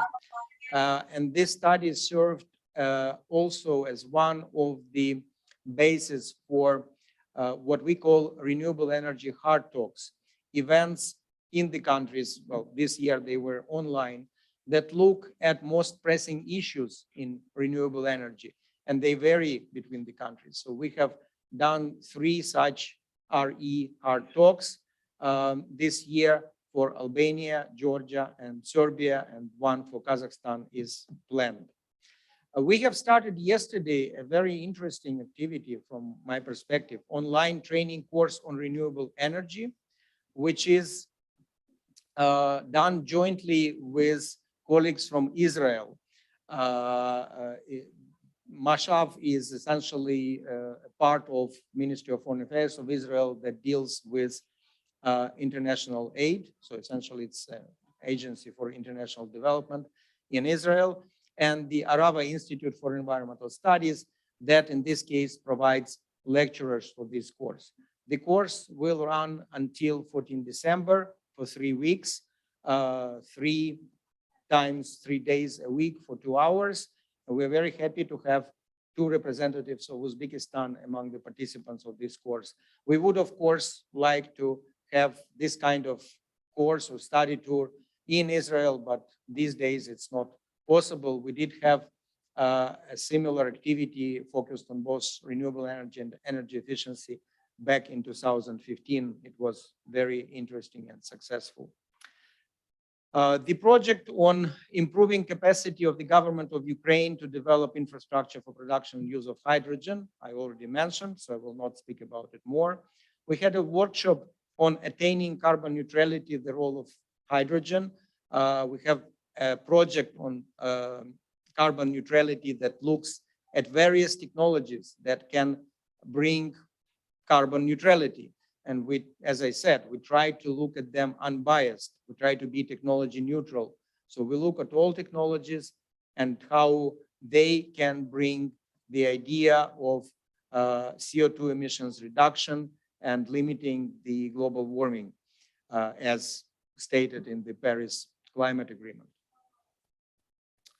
A workshop on strengthening briefly, very briefly, on cooperation within and outside our regional commission, UNEC, Very interesting workshop on strengthening national capacities in applying sustainable energy policies and practices based on the recommendations of the environmental performance reviews, or EPRs. Our colleagues from the Environment Division regularly do environmental performance reviews of the countries. I believe there were 2 EPRs of Uzbekistan, and there should be another one soon. And almost every environmental performance review contains a chapter on energy. So a lot of issues on connection between energy and environment. A workshop jointly with our colleagues from ESCAP, Economic and Social Commission for Asia and the Pacific, was this month on sustainable energy policies and implementation of national sustainable energy action plans. And we heard from colleagues from the Energy Charter on the results of their review on energy efficiency done in Uzbekistan recently. A project that is planned with colleagues in ESCAP, strengthening energy policies of countries with special needs to build back better from COVID-19. It is supposed to start in 2022, and we hope that Uzbekistan will be one of the beneficiary countries of this project. Finally, an event that we hold every year since 2010, International Forum on Energy for Sustainable Development. 11th forum was supposed to take place last year, and the host country was supposed to be Georgia. Unfortunately, COVID-19 intervened, so we postponed it, and this year we held it from September to November this year as a series of workshops and events, most of them virtual, some of them hybrid. This is something that Uzbekistan may also think about, to host this International Forum on Energy for Sustainable Development in one of the coming years. It is a very interesting event for the country and a very good opportunity. Information on what we do in terms of technical support for sustainable energy, regional advisory services is available on this website. I am, as I said, regional advisor, but I work closely with my colleagues. As you understand, I cannot be an expert on everything in energy. My previous work was related to energy efficiency and renewable energy. They are still very close to my heart, but I try to work in all areas with the help of my colleagues. Thank you very much for your attention, and I look forward to good and productive cooperation with Uzbekistan as well as with other countries, other UNEC member states. Thank you very much. Спасибо.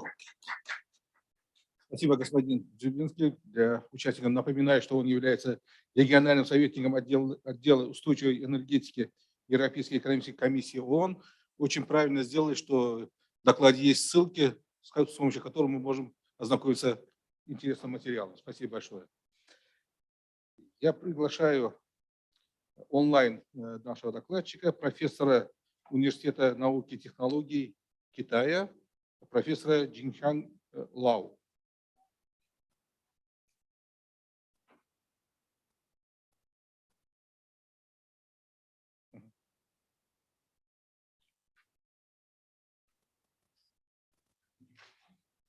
Professor, please switch on your microphone.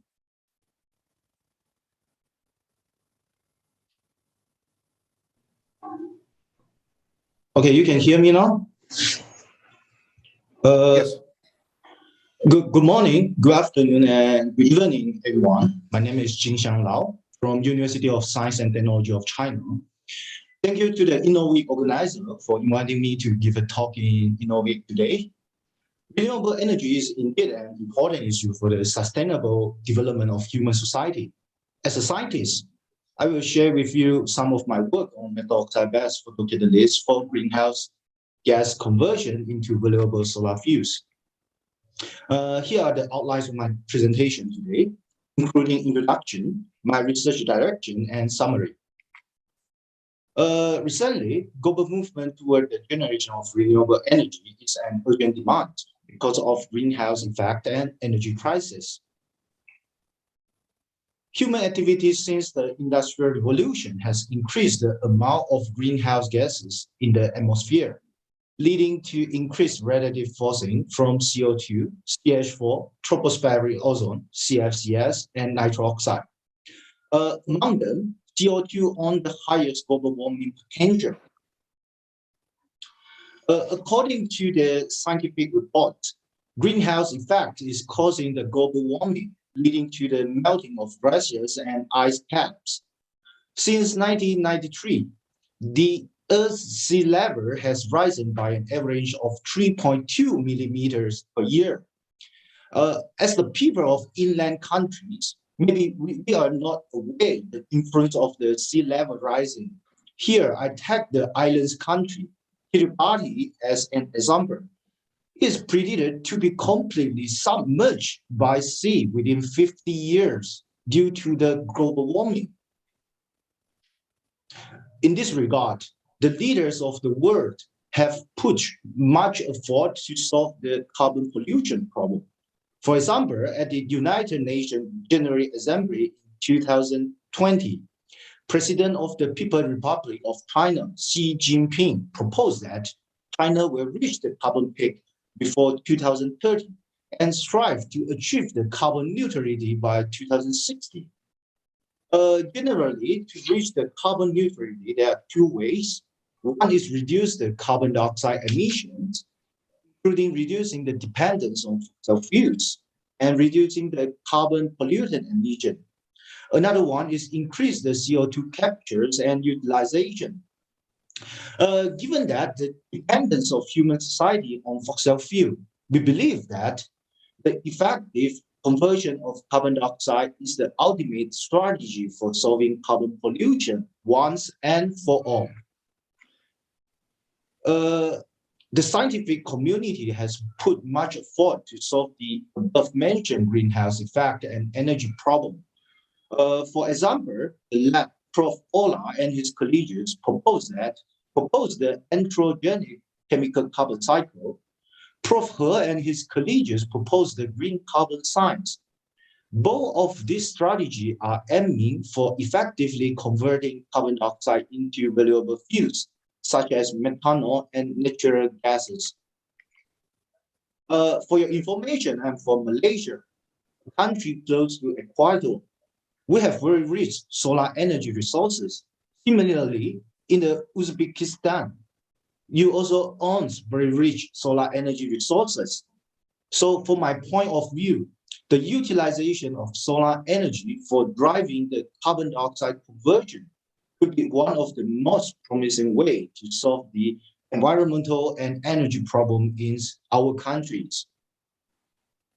So amongst proposed solar utilization technologies, the photocatalytic greenhouse gas conversion has been known as the most promising strategy due to its potential in stabilizing the concentration of CO2 in the atmosphere and converting the harmful greenhouse into valuable solar fuels under ambient conditions. Since the pioneering reports of photocatalysis by Fukushima and Honda, metal oxide has been the most widely studied semiconductors for photocatalytic carbon dioxide reduction because of their environmental friendliness, abundance, high chemical stability, and low cost. In the past decade, I, as a scientist, have devoted in enhancing the photocatalytic carbon dioxide conversion performance of the metal oxide via various strategies, including enhancing electron-hole separation through heterojunction construction and co-catalyst loading, and also improving its light utilization through the morphology tuning and plasmonic matter loading. In the following session, I will discuss some of my work with you. I will share with you regarding my work on direct skin photocatalysis in this section. The direct skin photocatalysis has been proposed back in 2009 by Wang et al. In 2013, my group proved that the presence of direct skin heterojunction between two semiconductors, especially experimentally, such a unique photocatalytic system has exhibited obvious advantages, including spatial separation of photogenerated electron hole gates and optimization of redox ability of the photocatalytic system. In our work, we first prepared the TiO2 and CDS composite film. As shown in the figure A, the TiO2 exhibited porous structures. After introduction of the carbon cadmium sulfide, ring structure can be observed on top of the porous TiO2. Besides, the high-resolution TEM and elemental mapping images indicated the successful loading of CDS on the surface of porous TiO2. Then we performed the indirect method to determine either formation of the direct scheme or conventional type of heterojunction between the TiO2 and CDS. Shown in the figure A and B, TiO2 and TiO2 CDS show obvious hydrosour formation. In contrast, CDS show negligible hydrosour formation. This result confirmed the formation of the direct scheme heterojunction, which can be used for photocatalytic carbon dioxide conversion. As a result, the photocatalytic performance of the TiO2 and CDS composite was greatly enhanced, exceeding that of the commercial P25 by around 6 times due to the optimized redox ability and spatial separation of red from whole case. Also, the prepared TiO2 and CDS show photocatalytic stability, indicating their long-term application capability. I will skip this slide. And in the following section, I will discuss some of my works on morphology tuning for enhancing the photocatalytic carbon dioxide conversion performance of the metal oxide. The metal oxide with unique morphology could endow them with fascinating features such as enhanced light utilization, enlarged specific surface area, and enriched porous structure. In this work, I was inspired by the butterfly wings, a unique photonic crystal structures. It demonstrated enlarged specific surface area, enhanced light utilization, and trigger near-infrared light utilization capability. Therefore, we plan to replicate the butterfly wing scale structure for enhancing our photocatalytic carbon dioxide conversion performance. We developed a pulse electrochemical anodization strategy. Then we expected that the TiO2 photonic crystal structures can be found on the TiO2. As shown in the figure A and B and C, the TiO2 photonic crystal show porous structure surface, which were arranged into hexagonal lattice. 2 different layers were found with the length of 200 and 300 nanometers. And 2 different porous structures were also found with the diameter of 80 and 100 nanometers. We then compared this obtained titanium dioxide photonic crystal structure with the wing scale of Papyronius. Clearly, the color of the prepared TiO2 photonic crystal is similar to that of the wing scale of butterfly. In microscope, both of them show similar cross-sectional and top view, suggesting that the wing scale of the butterfly was successfully replicated. As a result, the photocatalytic carbon dioxide conversion performance of the TiO2 photonic crystal was greater than that of the commercial TiO2 P25 for around 16 times. To demonstrate the high performance of our sample, we performed the test under the sunlight irradiation instead of the xenon lamp irradiation. The optimized TiO2 photonic crystal demonstrated high photocatalytic performance for CO2 conversion, and also it can be fabricated in large scale, suggesting it high reliability for practical application. I want to take this chance to promote the journal Advanced Powder Materials. Okay, I will try to skip it. And finally, I want to take this chance to thank all my funding sources and collaborators. And thank you very much for your attention today.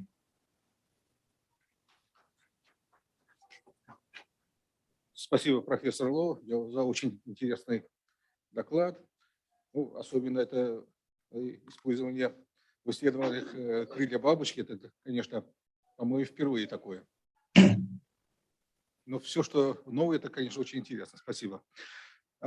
Сейчас объявляется короткий перерыв на 5 минут. у вас есть возможность взять чай, кофе в коридоре и вернуться, мы продолжим свою работу. Спасибо.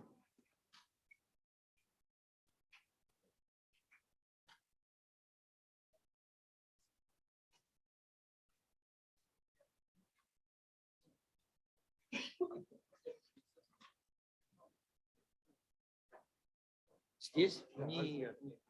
Вы лучше выступающий.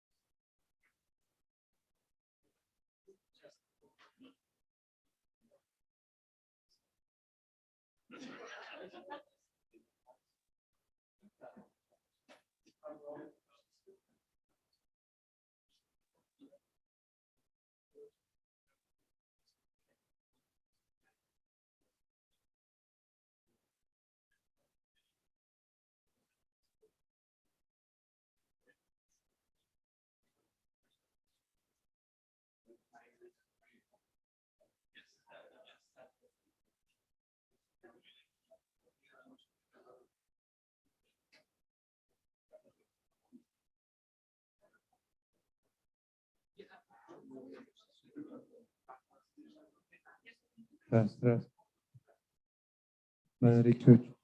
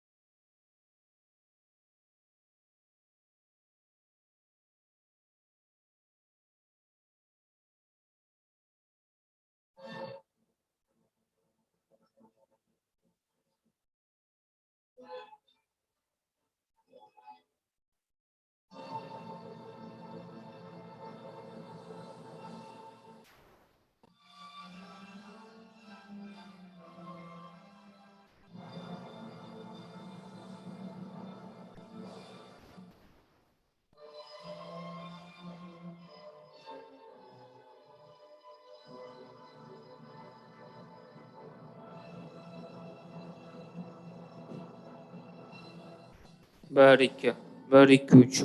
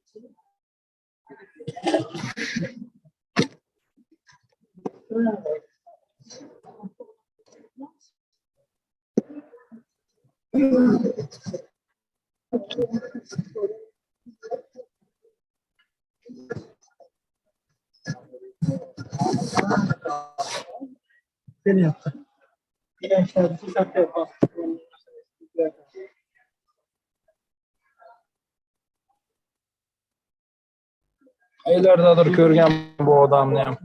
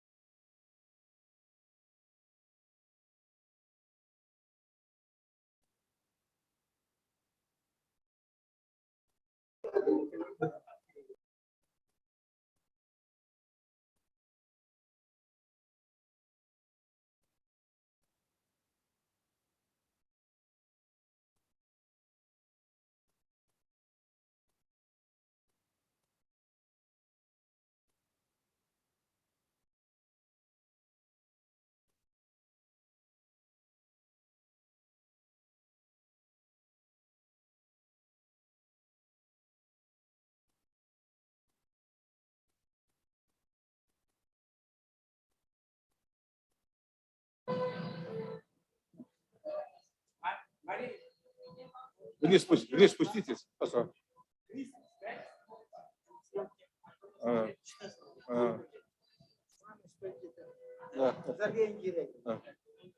Так, buni muzikani qanday o'chirsak bo'ladi?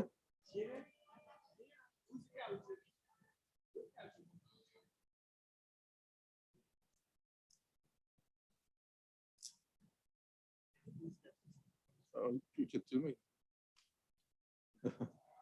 Tanaffus paytida nima qilgan?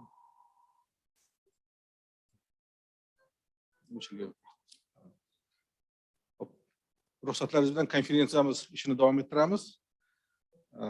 Hozir so'z navbati Branko Milevich, BMTning Yevropa iqtisodiy komissiyasi iqtisodiy masalalar bo'yicha bosh eksperti. Milevich janoblari aloqadamikanlar? Hello, can you hear me? Yeah. Floor is yours, please. Okay, I'll try to share my screen if I may.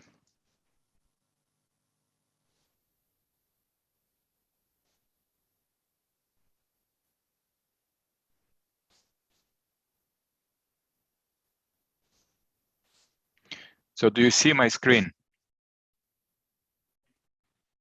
Hello? No. Okay. Now you do now. Yeah. So good afternoon, everybody. Good afternoon. Greetings from Almaty. We are here on some other business. I hope I don't speak too fast that can be translated. Could interpreters kindly confirm? Is it okay? Okay. So my colleague, Mr. Dubinski, already told you about some of our activities in hydrogen energy efficiency and renewable energy. And he mentioned one of the countries that we dealt with, Ukraine, in more detail. Now I will tell you more about broader activities on hydrogen and how we at UNEC are striving to achieve what we called a hydrogen ecosystem through international collaboration. Now I want to first tell you why hydrogen, why we talk about it. Well, as you all know, it's not an energy carrier. It's a just energy carrier. It's not a source. So as such, it must be generated. So most of the hydrogen that we deal with today is coming from fossil fuels. And in the past, we had a number of, so to speak, false starts when people believe that the time of hydrogen, the time of fuel cell has arrived. However, it did not happen. And now we are in the middle of yet another attempt that this time may succeed. In the media, you will often hear the expressions green, blue, yellow, brown hydrogen that refer to the ways how this is produced. I will talk about this a bit later and about the need to actually maybe go beyond colors. The hydrogen at UNEC is dealt through the Committee on Sustainable Energy and the subsidiary bodies, primarily the group of experts on gas that I am secretary of. But we also have a hydrogen task force that have representatives from various groups of experts that deals with products that we develop. I will mention them a bit later. I think Uzbekistan is not represented in this task force, and it would be good at some point that we also have representatives from Uzbekistan. As I said, our Committee on Sustainable Energy met in September this year and came up with a number of conclusions. I'm not going to read everything that is shown here, but the committee concluded that renewable gases, including hydrogen, are already important energy vector or energy carrier. The committee acknowledged the key role of all gases, including hydrogen, but also natural gas, I mean methane, in achieving carbon neutrality. The committee also recognized that different countries may have different ways to go towards, march towards carbon neutrality. And in this sense, this is a portfolio approach that, one size does not fit all, but we have to take into account different national circumstances of different countries. You still can hear me. Can you confirm? Because I feel like talking to a vacuum. Can you hear me? Слышим. Спасибо. Okay, so first I want to tell you also a few words about a new project that we are just starting now. The project is on sustainable hydrogen production in the our region and its role in development of a hydrogen ecosystem and export potential. The project is funded by the Russian Federation. It's based on two premises: that hydrogen is indeed one possible approach to decarbonization, and on the belief that by 2050, hydrogen the world energy needs. The good news is that Uzbekistan is one of the beneficiary countries of this project, along with Azerbaijan, Armenia, Belarus, Kazakhstan, Kyrgyzstan, Moldova, Tajikistan, and Turkmenistan. And we are looking forward to organize a number of workshops starting in January. There will be also a formal launch of this project on the 8th of December, in about 10 days from now. And some of you who have interest are most welcome to join and hear what the more plans in this project are. As I mentioned, one of the groups that particularly is dedicated to our work on hydrogen is the group of experts on gas. And now, in most cases, the executives of the gas industry deal often with hydrogen, although it still represents a very, very small fraction of their business, literally not even 0.1% yet. In terms of development, market development, and product development, there are a lot of discussions So they're discussing issues such as how to retrofit or repurpose the gas infrastructure to be available for different mixtures with hydrogen in different proportions. That also includes blending, as I mentioned. And of course, the group concluded that it's good and it's all well to produce hydrogen in either from renewable energy, from wind turbines, from natural gas, from other sources, yet the whole trouble is that there is still not fully developed value chain, and this needs to be done so that we have not only push but also the pull effect, that we have production and transport and storage and demand somehow developed simultaneously, so to speak.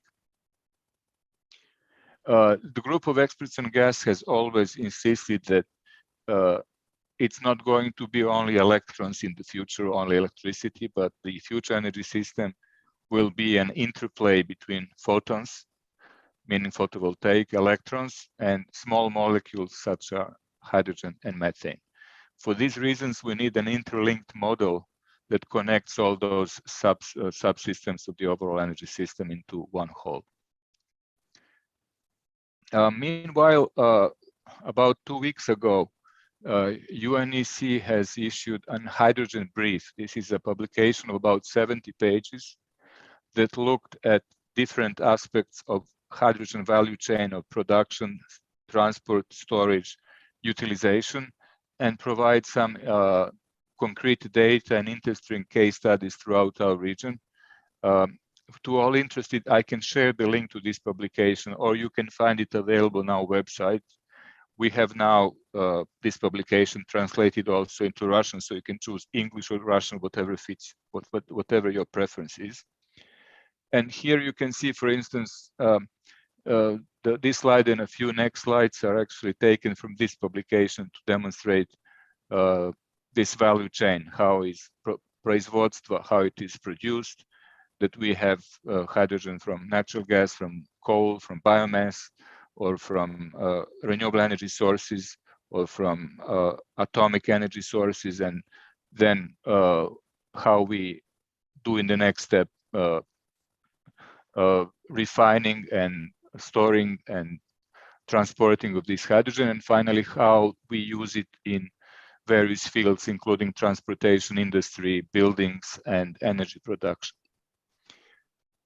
This table, I know it's difficult to read, but I think I will ask this presentation to be shared. It actually shows you different approaches to hydrogen production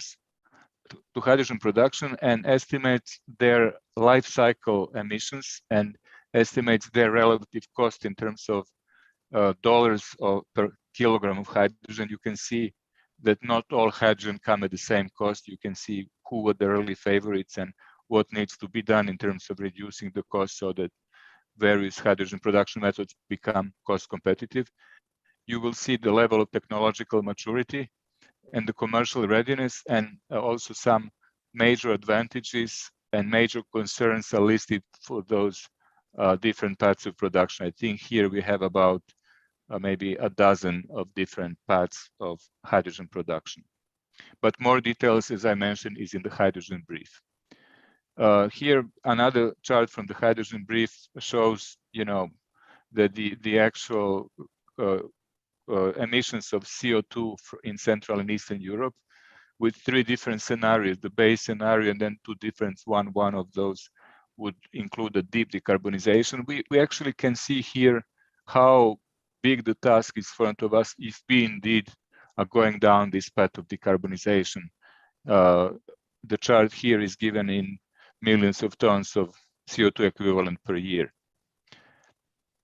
Now, as I mentioned earlier, you may have heard in the media about green, blue, yellow, turquoise, gray hydrogen. And this chart just show you, similar to the previous one, what's how it works. So you see that green hydrogen comes from renewable energy, the blue comes from natural gas. You see relative energy needed to produce them. You see what are the life cycle emissions of various emissions paths. So as a baseline, if you look at the right lower corner, you will see that practically due to chemical reasons, stoichiometrically speaking, you must produce 11 kilograms of CO2 for each kilogram of hydrogen, or if you like, 44 grams of CO2 per 4 grams of hydrogen, which is 11 to 1. So this is what happens if you simply produce it from methane. However, other production methods are still not zero emission. You can see that green hydrogen goes as far as 4.5 kilograms, which is almost half of it. That in many cases, blue hydrogen, meaning one produced from natural gas, but with carbon capture and storage, could actually be in some cases more with lower life cycle emissions than hydrogen produced from renewable energy. Now, different countries in the world are taking hydrogen more or less seriously, so to speak, and some countries are already embarked on developing national strategy. You heard from Oleg about Ukraine, but here on this map you can also see that some countries have already have available national strategies or are in the process of preparation. The leaders at this time are countries such as Norway, Germany, France, Spain, Australia, Japan, Korea, but other countries such as the UK, United States, Canada, Russia, and so on, China are quickly joining. We can see here that countries in Central Asia are still not, have not developed the strategy, and I think the UNEC could help if there is an interest. So please tell us if we can help, we will try to share the experiences of other countries and also to see what can be done through our projects to develop a national hydrogen strategy with Uzbekistan or any other country in the region. Quickly, as I mentioned, different parts of the world have different approaches to developing hydrogen. European Union is primarily talking about so-called green hydrogen, hydrogen from renewable energy. You see the ambitious plans to go to 6 gigawatt of installed electrolyzer as early as 3 years from now, then to go by 2030 to 40 gigawatt of electrolyzers, and then by 2050 to scale up and decarbonize all hard-to-abate sectors, including chemical and metallurgical industries. In the United States, they more talk about the integration of fossil energy and to hydrogen economy. They would like to utilize the coal gasification to employ carbon capture and storage and carbon capture use and storage. And in other words, fossil fuels will still have a role to play in the strategy of the United States. In the United Kingdom, the emphasis, of course, on production of green hydrogen, but also on developing stronger research and innovation ecosystems with the ambitions to become the world leader in research and development and providing something what they call commercial framework for our hydrogen business model that would be employed in the United Kingdom, but also exported, so to speak, to other countries. Now, what remains for us, as we continue to discuss in our projects and also in the work of the task force on hydrogen is some questions that we continue to explore. For instance, should we go beyond colors and instead use measures such as kilograms of CO2 emitted per kilogram of hydrogen produced, and how can UNEC perhaps can help with defining those standards of what's considered low emission, what high emission, and so on. Then, of course, the next question is how to harness gas infrastructure, pipeline storage facilities, underground storage, compressors in the context of developing slowly hydrogen sector. So we don't want to throw the baby with the water, throw the gas infrastructure, because we simply cannot do this. Some countries and some companies, including Gazprom, pioneer new technologies such as pyrolysis, which means producing hydrogen directly from methane without producing CO2. So you get only hydrogen and solid carbon. And the question is what can be done with this, how to utilize the resulting carbon in what applications, and we are very much looking forward to find out more details about this. And then, of course, as some countries are trying to maybe impose carbon taxes or build some barriers to trade, our concern is that there might be a new carbon curtain where the old iron curtain used to be, that somehow the trade between East and West could be hampered by emission standards, by carbon taxes. And now we would like to explore what the future will bring and what role can hydrogen play in overcoming or tunneling, so to speak, through this barrier. So this is, in short, the overview of the activities at UNEC on hydrogen. Thank you very much for your attention. Спасибо большое, господин Милевич. Я бы хотел сказать, что в Узбекистане тоже планируется разработка национальной стратегии развития водорода. Есть уже поручение президента страны. Думаю, что ваш опыт и ваша помощь будет нам нужна. Спасибо большое. Will be our pleasure. Please, we'll be in touch. Я Thank you. приглашаю господина Прамод Джейн. USAID for the Future. Такой достойный мастерство.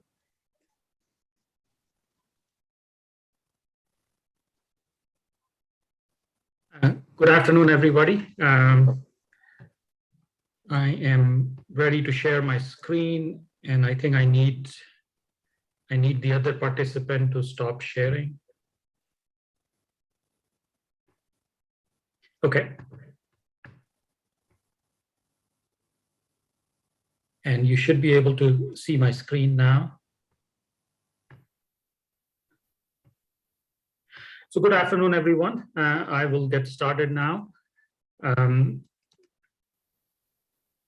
first thing I would like to talk about is the focus of achieving net zero in the power sector. So it's become an important goal for most governments.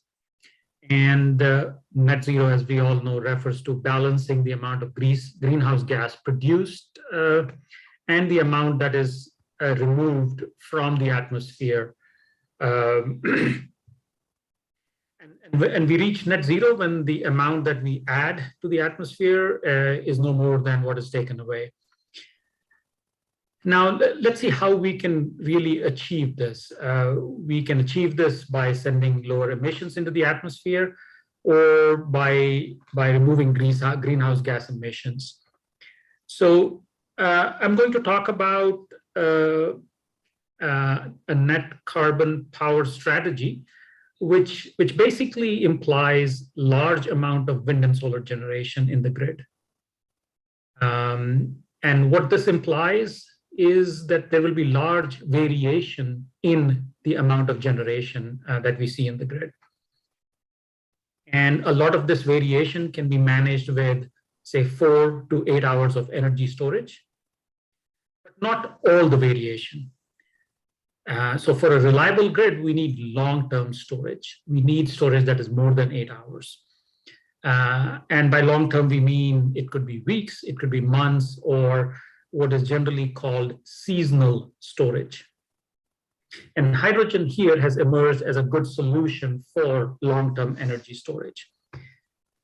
So I will walk through mainly the role of hydrogen and the economics of hydrogen as an enabler of long-term storage of energy. We've seen this chart often, and what we see here is that renewable energy is one of the key ways of generating hydrogen through electrolysis. And the other pathway, which is shown in the bottom, is through methane and carbon capture. As you can see, generating power from hydrogen is just one of the ways of using hydrogen.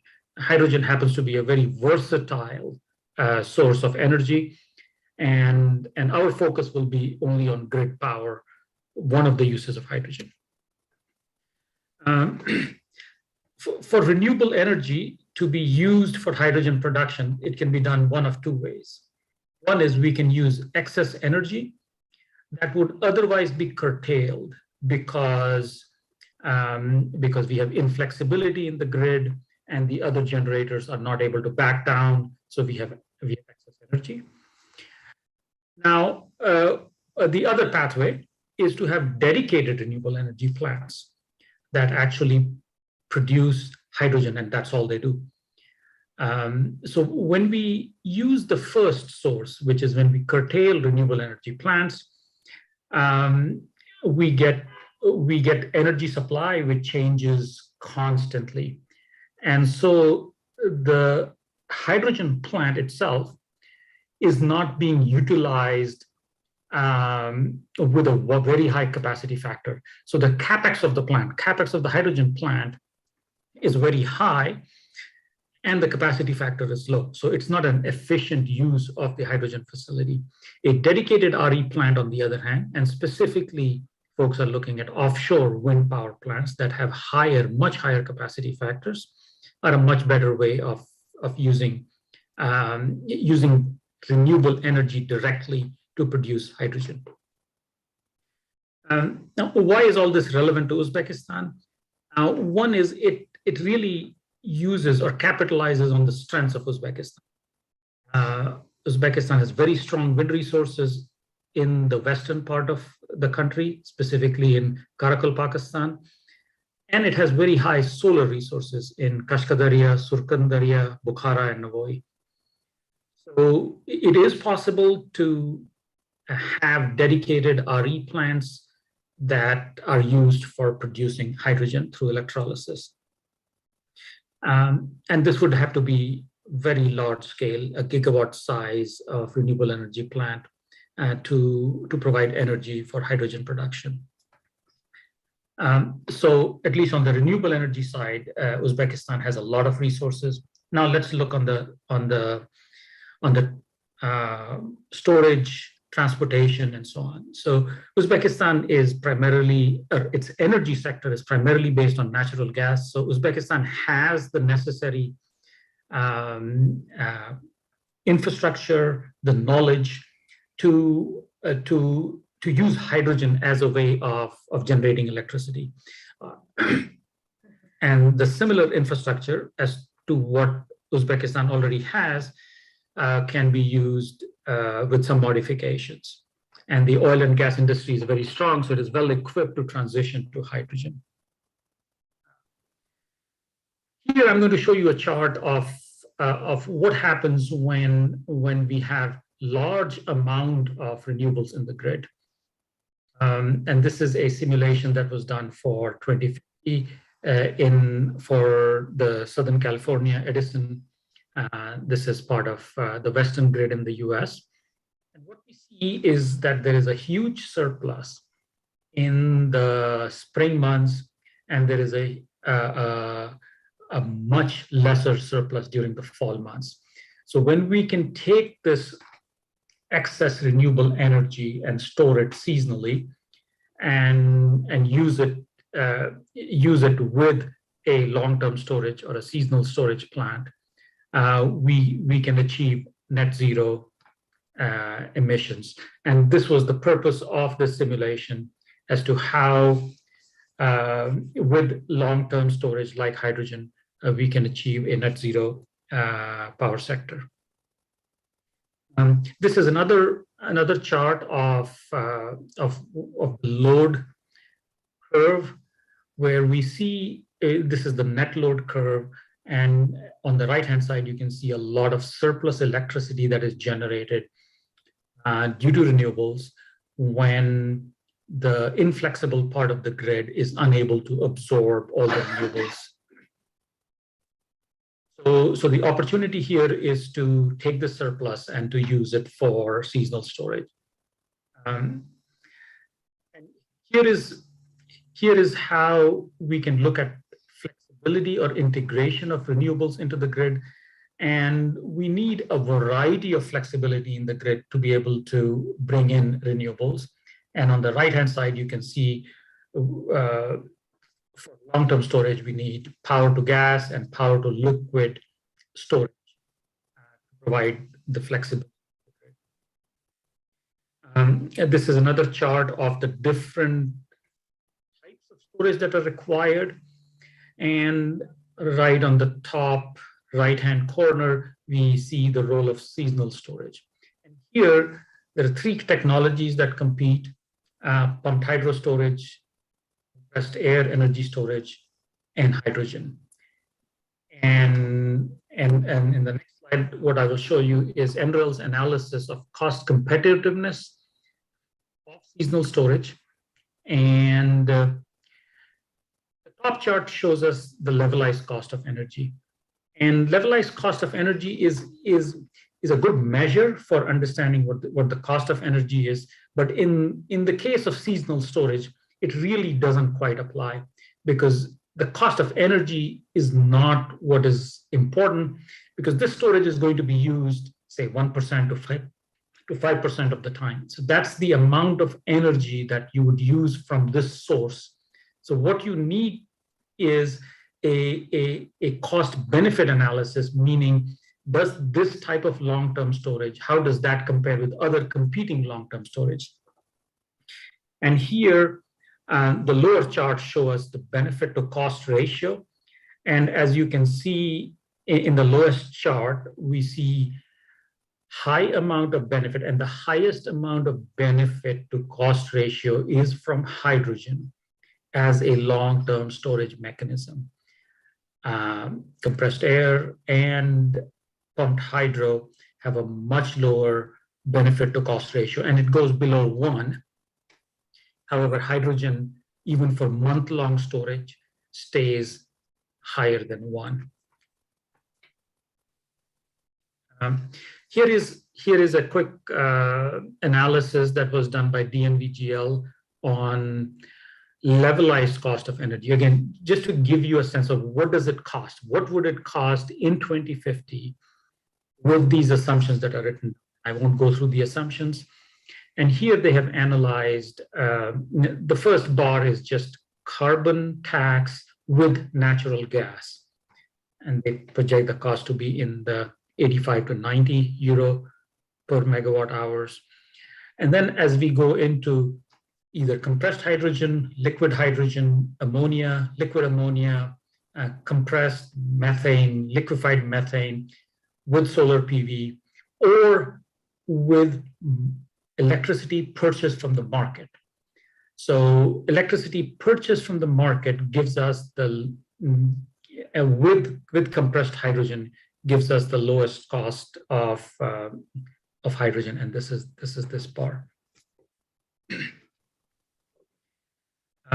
So in summary, the key items to remember are that in a net zero power sector, we will need seasonal storage of megawatt to gigawatt size of seasonal storage with weeks to months of energy content. We will need it in multiple locations to service the power sector. Hydrogen with electrolysis powered by solar and wind is a clean option for seasonal storage. And analysis suggests that hydrogen is the least cost option for seasonal storage. And we can see the scale of hydrogen because it is such a versatile fuel, and it can be used not only for transportation, industrial applications, chemical applications. So electricity generation becomes yet another application which can piggyback on the investments that are going to be made in the other sectors. And as we know, net zero power sector requires high penetration of renewables, which will require both long-term and both short-term and long-term duration storage. In a fully decarbonized grid, hydrogen is expected to service about 1 to 3% of demand. So it is by no means the primary source of energy in the power sector. It will service the most difficult to satisfy demand. This is the demand that happens when you have weeks of no sun and low winds, when you've run out of other forms of storage in the grid. And that's when you run into the most difficult reliability issues in the grid, where you run out of energy. And in a fully decarbonized grid, hydrogen is going to play that role. And it's expected that we would need about 65 million tons of hydrogen in the power sector by 2050. Thank you very much for your attention, and I look forward to your questions. Спасибо большое, господин Джин. И вот с удовольствием хотел бы отметить, что USAID начал помогать Узбекистану, а именно начал сотрудничать с Министерством инновационного развития, уже поставлено некоторое оборудование для обучения наших кадров. Очень надеюсь, что программа USAID будет дальше сотрудничать с Узбекистаном, с Министерством инновационного развития и находить контакты с нашими коллегами из других стран.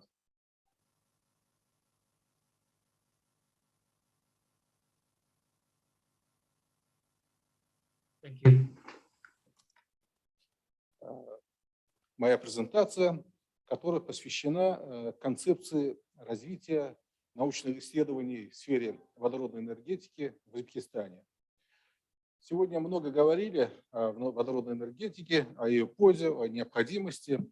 Хочу отметить, что за последние 5 лет сделано очень много в этой сфере.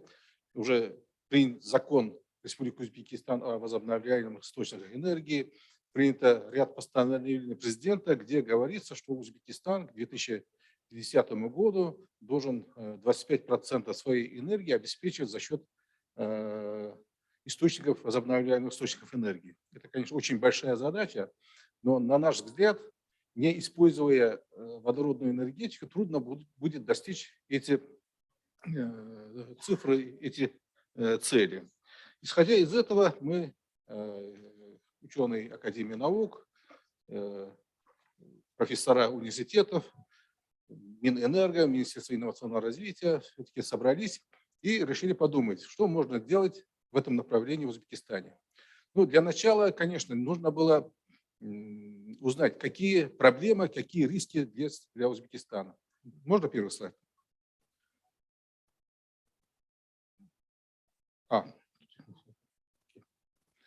Значит, какие проблемы? Первое, конечно, у нас не такой уж большой научный потенциал для проведения таких широкомасштабных работ по водородной энергетике. Вот, например, в рамках государственного финансирования финансируется всего 3 организации, 4 проекта по водородной энергетике. Причем это не из-за того, что там, скажем, Министерство инновационного развития не выделяет средства, просто нет проектов, нет потенциала, нет ученых, которые предлагают свои разработки. Следующее, о чем сегодня много говорили, это высокая цена водорода. Для получения 1 единицы водорода тратится 3 или 4 единицы энергии. Ну, это, конечно, большой риск, большая проблема. Зная, что энергия будет обходиться очень дорого, зачем проводить дальнейшие работы? Следующая проблема – это, конечно, безопасное хранение и использование самого водорода. Исходя из этого, мы решили подумать, что мы можем предложить для развития водородной энергетики в Узбекистане. Во-первых, цена, хотя у нас проблема стоит вторым. Сможем ли мы снизить цену получаемого водорода? Мы изучили очень много подходов, и о чем мы сегодня много говорили. Это электролиз, используя энергию ветра, солнца. Это ряд других технологий, это использование конверсии метана, использование атомной энергетики. Но все это очень дорого. Мы предлагаем использовать то, что наше конкурентное преимущество Узбекистана, именно солнце, энергию солнца. Не просто энергию солнца, а концентрированную солнечную энергию. Как вы знаете, в Узбекистане имеется большая солнечная печь, на фокусе которой мы можем достигать температуры 3000 градусов. В настоящее время проводится модернизация большой солнечной печи. Я думаю, что на следующий год у нас будет обновленная солнечная печь, которая может еще больше температуры достигать, скажем, до 3,5. Но для получения водорода прямым термолизом достаточно 2000 градусов. Ну, имея такую энергию, я думаю, что мы можем использовать именно вот это конкретно преимущество Узбекистана. Исходя из этого, все-таки мы решили разработать концепцию развития научных исследований в Узбекистане, который состоит из 3 блоков. Первое – это концентрация научного потенциала и подготовка кадров. Для этого мы предлагаем создать научно-технологический консорциум с красивым названием «Долина зеленых технологий», куда организаторами которого являются Академия наук Узбекистана, Министерство инновационного развития, акционерное общество «Узхимпром» и Дрезденский технический университет. На эту мысль вообще-то создания консолидации усилий это натолкнуло предложение наших немецких коллег использовать большую солнечную печь для получения новых материалов, в том числе водорода. Мы в качестве участников пригласили Институт материаловедения Академии наук, где находится большая солнечная печь, Институт ядерной физики, Институт ионно-плазменных лазерных технологий, Национальный университет Узбекистана, Ташкентский технический университет и Туринский политехнический университет в Узбекистане. Тут, значит, научные исследования будут проводиться на базе научных организаций, а университеты должны нам помогать не только исследования, и подготовкой кадров параллельно, так как это все-таки долгосрочная перспектива. Если университеты сегодня начнут готовить кадры, они уже приступили к этому, через лет 5 у нас будут кадры для проведения уже научных исследований, различных разработок. Значит, заинтересовались университет Дармштадт, Германия, Российский институт химии силикатов, Корейский институт промышленных технологий и ряд других. Все университеты, институты заинтересованы в продвижении нашей идеи и проведении совместных работ. Второй блок уже организация самых исследований. То, что я вам сказал, что уже начата реализация 4 научных проектов, в том числе, поэтому тут стоит 2021 год. Но нужно дальше идти. Значит, использовать солнечную энергию. Но для разделения воды, а мы стараемся все-таки развивать зеленую водородную энергетику в Узбекистане, поэтому все основные вопросы это все-таки будут связаны с разделением воды. А здесь первое направление, то, что я сказал, прямой термолиз с использованием концентрации солнечного излучения 2000 градусов.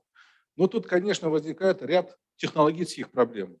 Когда, во-первых, нужно подобрать сам материал, который будет стойкий к таким высоким энергиям. А второе, как вы знаете, свыше 1000 градусов начинается разделяться водород. То есть он легкий, он проникает через некоторые, очень большинство металлов, материалов, и есть возможность реакции водорода с кислородом, с воздухом, и взрыв может произвести. Поэтому все-таки второй путь – это использование специальных катализаторов, которые позволят нам снизить температуру разделения. Для этого тоже мы предлагаем сперва термически довести температуру воды, а именно пара, скажем, до 1000 градусов, потом же следующий этап в другом реакторе с использованием катализаторов разделять воду и кислород и водород. Необходимо, конечно, безопасное хранение. Для этого предлагается использовать топливные элементы. Один проект уже в этом направлении выполняется. Необходимо расширять и уже переходить на эксперименты использования топливных элементов для прямого использования водорода без его хранения, чтобы у нас не было чрезвычайных ситуаций. И, конечно же, есть ряд предложений по хранению водорода, это в связи с очень многими элементами. Я думаю, что в рамках реализации будущих проектов мы будем уже рассматривать и другие возможности. А это именно использование металлогидридов для хранения водорода. Следующий этап – это все-таки проведение испытаний, проведение экспериментов для уже получения, с одной стороны, чистого водорода, с другой стороны, безопасного использования самого водорода. Значит, первое тут направление, прямое, то, что я сказал, это использование топливных элементов и получение электрической энергии и тепловой энергии. Второе использование водорода как топлива для транспорта. Использование водорода как восстановителя металлов. Крупные предприятия, как Алмалайский горно-металлургический комбинат, Новоинский горно-металлургический комбинат, сейчас как раз-таки обращаются к нам, чтобы мы разработали методы восстановления самой руды. Как вы знаете, особенно когда при производстве меди, когда достаешь медь из руды, быстро окисляется и необходимо восстанавливать. То же самое происходит с железом. Поэтому они у себя используют водород, конечно, но он, опять же, очень дорогой. Поэтому есть заинтересованность со стороны предприятий в этом направлении. И химическая промышленность предлагает использовать водород для производства аммиака, который тоже очень востребован на рынке. Вот кратко 3 направления, которые включают в себя вот эта концепция развития научных исследований в Узбекистане. И мы сейчас совместно с Министерством инновационного развития рассматриваем некоторые проекты для реализации вот этих идей уже. Консорциум, он открыт для всех научных организаций, университетов Узбекистана, в том числе приглашаем наших зарубежных коллег. Так что я думаю, что имея такое конкурентное преимущество, Узбекистан обязан просто работать в сфере получения чистого зеленого водорода. Спасибо большое.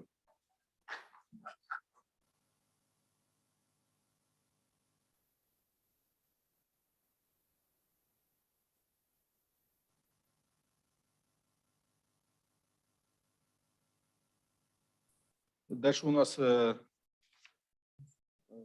онлайн-презентации. Наши коллеги, очень надеюсь, что они онлайн подключены к нам. Я приглашаю профессора Джун Ма, Китайский университет науки и технологий.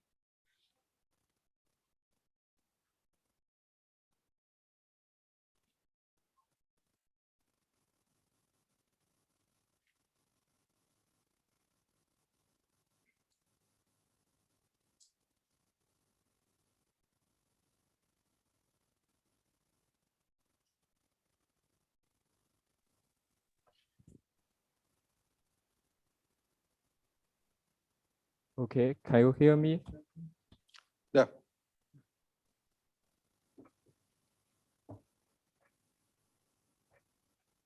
Okay, thank you very much.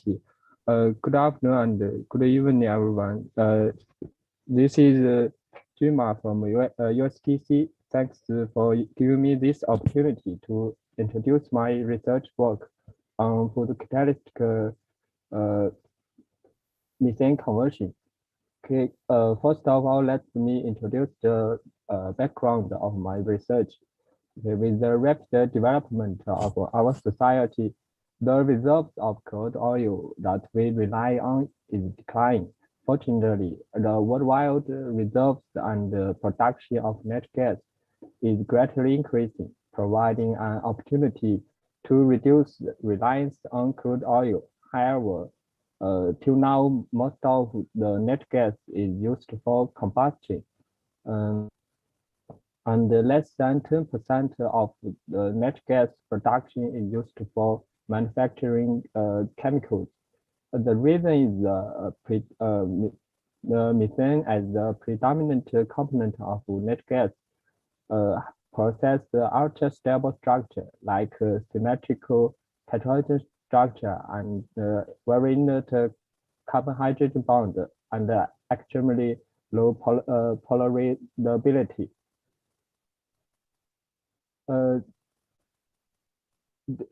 Therefore, the key to make full use of natural gas is methane molecule activation. According to the molecular structure of methane, the dissociation of the first carbon hydrogen bond is generally regarded as the rate limiting step for methane conversion, which usually requires high temperature to overcome the high energy barrier in thermocatalysis. Fortunately, photocatalysts provide an alternative for methane activation at a much lower temperature. In detail, the active intermediates could be generated upon the excitation of food catalyst under light irradiation. And the active intermediates could initiate the carbon hydrogen bond cleavage with a decreased barrier, which means that the utilization of photon energy and appropriate food catalyst could realize efficient methane conversion under mild condition or even at room temperature. In photocatalytic methane conversion, the target product may be more easily be oxidized than methane itself, which will lead to severe overoxidation of methane to carbon dioxide. So the key scientific problem of methane conversion is to enhance activity and selectivity toward the high value-added products. In other words, the formation of carbon-carbon bond following activation of carbohydrate bond is another key point for methane conversion toward value-added chemicals. To this end, it is of great significance to rationally design the food catalyst for efficient carbohydrate bond activation and carbon-carbon bond formation. To gain efficient methane conversion, we choose metal oxide like tungsten oxide as mode food catalyst because tungsten oxide commonly show much positive potential to initiate carbohydrate bond cleavage on the solar light irradiation. Furthermore, their cheapness and easy-tuned properties endow them with wide opportunity in photocatalytic methane conversion. Here, with the aim of transforming methane into value-added chemicals, we try to optimize the reactive oxygen species and construct active site for coupling on the surface of photocatalyst using fast tuning strategy. First of all, the DFT simulation is carried out to investigate the hydroxyl radical absorption behavior on this facet of tungsten oxide. It turns out that hydroxyl radicals strongly absorb on tungsten atoms. Interestingly, hydrogen bond could be easily formed on 100 and 001 facet. However, hydrogen bond could hardly be formed on 010 facet because of the vast distance between two neighboring hydroxyl radicals. Consequently, the strong reactivity of hydroxyl radicals could be preserved on 010 facet, allowing it to be more favorable for methane oxidation. And based on the DFT results, we then fabricated three tungsten oxide photoanodes with different 010 facet ratios for methane oxidation, combined with SEM, high resolution TM and XRD. The nanostructure of the tungsten oxide photoanodes was determined. As shown in this picture, the tungsten oxide nanobar possess the highest 010 facet ratios. To further elucidate the fast effect on hydroxyl radical reactivity of tungsten oxide, the in situ APR was carried out to detect the hydroxyl radicals produced on tungsten oxide using DMPO as a spin trapping agent. Obviously, the intensity, the signal for hydroxyl radical produced on tungsten oxide NB is much stronger than that of NP and NF. This result indicates that the highest ratio of 010 facet on tungsten oxide NB has ensured the highest reactivity of the hydroxyl radicals. Upon recognizing the capability of tuning hydroxyl radical reactivity. We next appraised the performance of the tungsten oxide photoanode for electrochemical methane conversion. As detected by HMR and GC, the main product of the PEC methane oxidation is ethylene glycol, denoted as EG, accompanied with a small amount of CO and ethylene and methanol. More importantly, the production rate and selectivity of EG produced on tungsten oxide NB is much higher than that of NP and F. Further affirming the key role of the highest hydroxyl radical reactivity on overall facet in PC methane conversion toward EG. To fundamentally illustrate the mechanism of PC methane conversion to ethylene glycol on tungsten oxide, the in situ IR spectroscopy is carried out to monitor the reaction intermediates. As shown in this picture, the preeminent peaks at 2S53 and 2924 gradually grows, and these peaks can be attributed to CH2 of ethylene glycol, suggesting the stable production of EG during the PC duration. And in addition, the peaks at around 2@79 and 2957, which can be assigned to CH3 of methanol, gradually grows at the initial stage and then become unchanged after 10 minutes of PC reaction. This suggests the transformation of the methanol into ethylene glycol during the PC process. In detail, the methanol as the main intermediate can be attacked by highly reactive hydroxyl radical on surface to form hydroxymethyl radicals, benefiting from the characteristic tuning tungsten atom on overall facet of tungsten oxide. The hydroxymethyl radicals could be easily coupled to form carbon-carbon bond, yielding high-valued EG. Okay, in summary, we investigate the reactivity of hydroxyl radical on different tungsten oxide facet using DFT simulation and in situ APR.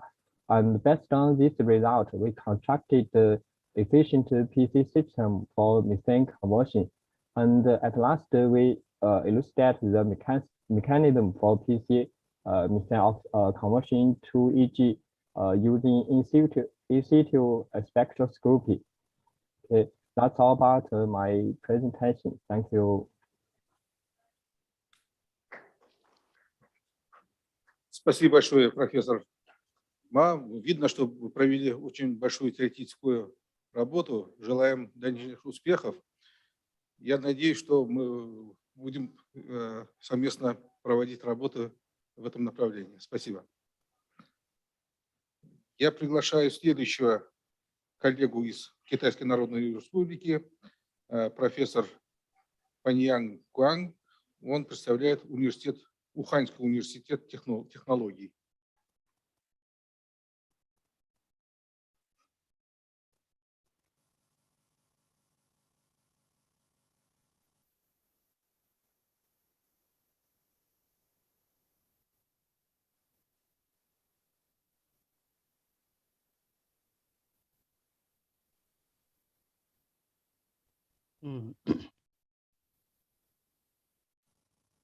Okay, thanks, Chairman. First, I want to introduce myself. And my name is Pan Yong Kwang. Okay.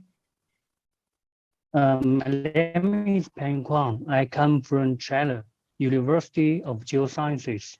So today, my presentation is based on my theoretical research and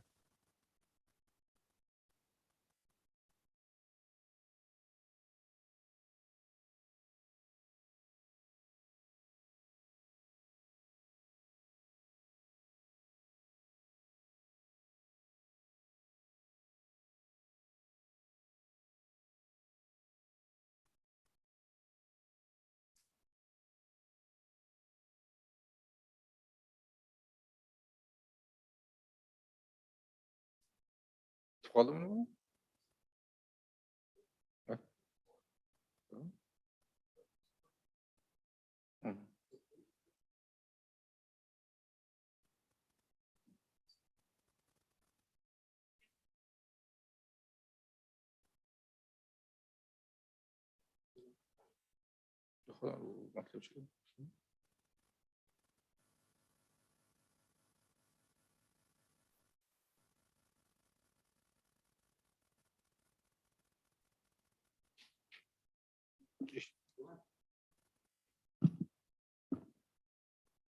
Aloqada bormilar?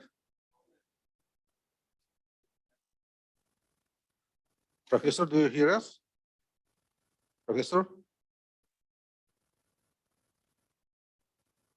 Hello?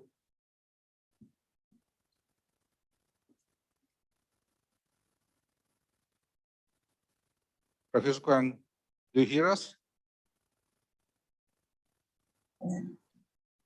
I just called Prof. Kwang. There's some problem with the line. Maybe we can go for next one first. Okay, we are waiting us. Sorry about that. Okay.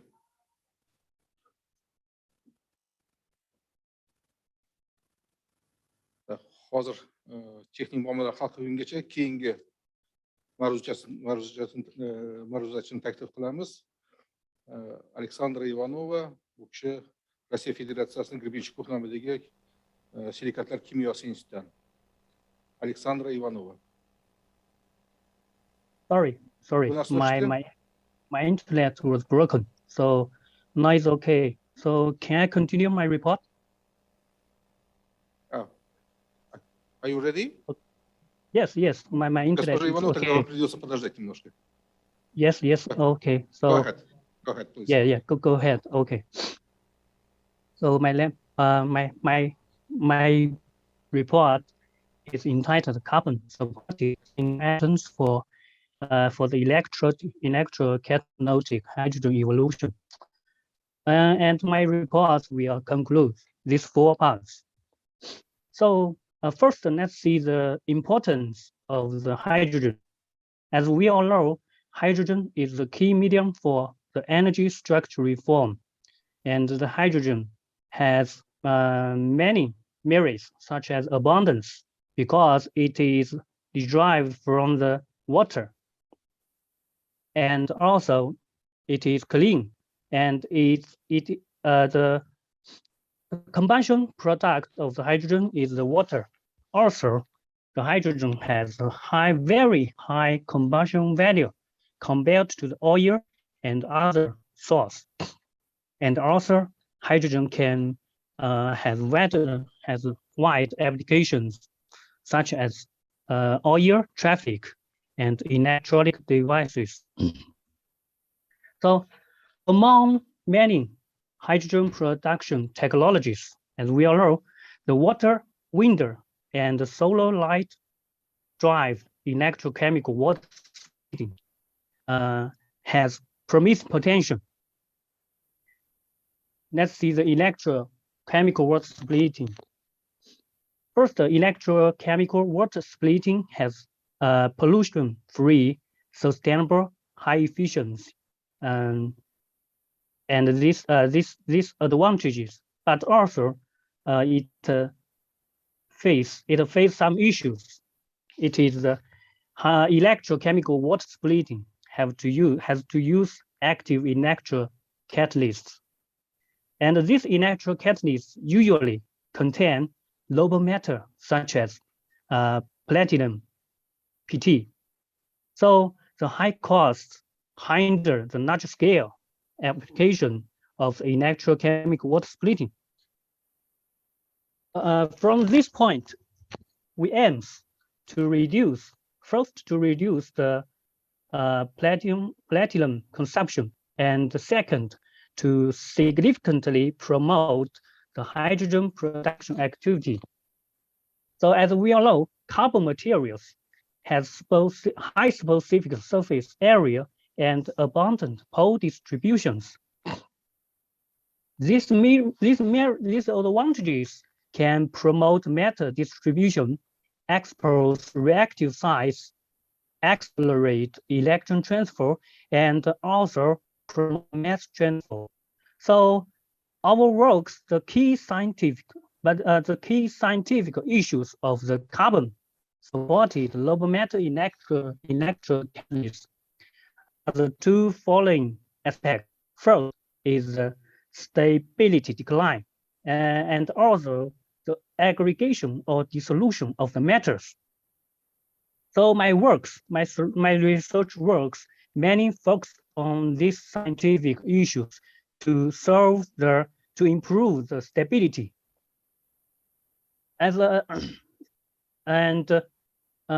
is a conception called electrolytic metal support interactions. According to the literatures and our research works, we have proven that this EMSI effect can significantly improve the stability of the carbon-supported noble metal electrocatalysts, because more electron transfer will from to support, and this effect can turn the electronic structure and the deep band center of the metal, and also optimize the adsorption behavior of intermediates, therefore enhance the activity and stability. So my first research work is the single PT atoms for HER. I used nitrogen-doped mesoporous hollow carbon sphere as a support. As comparison, I also prepared a nitrogen-free mesoporous hollow carbon sphere supported PT electrocatalysts. According to the XPS and XAS characterizations, we found that this PT single atom electrocatalyst possesses the highest oxidation state and unoccupied states. Also, from the valence state, we estimated that the single PT atoms have the average oxidation state of 2.52. So further from the exhaust and depth maps, we fitted the coordination structure of this single PT atom is one single PT atom bonded to one nitrogen atom and two carbon atoms. So come from the HER evaluation, we found that this EMSI effect has significantly improved activity of this single atom catalysts, such as the single PT atoms shows a high mass activity of 2.07, which is 3.5 times higher than that of the commercial PT carbon electrocatalysts. So also, this electrocatalyst exhibits ultra-high TOF values of 20.18 at over a potential of 300 milliwatt wattage, exceeding most single atom electrocatalysts. So we have also performed the long-term stability test, we found that after the stability test, the single PT atoms still highly dispersed on the carbon support. But in contrast, the nitrogen-free PT counterpart and the commercial PT carbon electrocatalysts suffered from the severe aggregations. So we further conducted the density function theoretical calculations. We found that this unique coordination structure has the lowest hydrogen adsorption free energy and also exhibits a PT-like HER activity.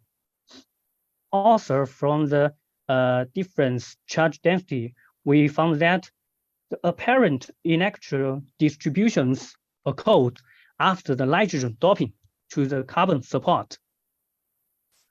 Okay, come to my second research works is the dimers conclude PT and ruthenium. We called it RU. These dimers for HER.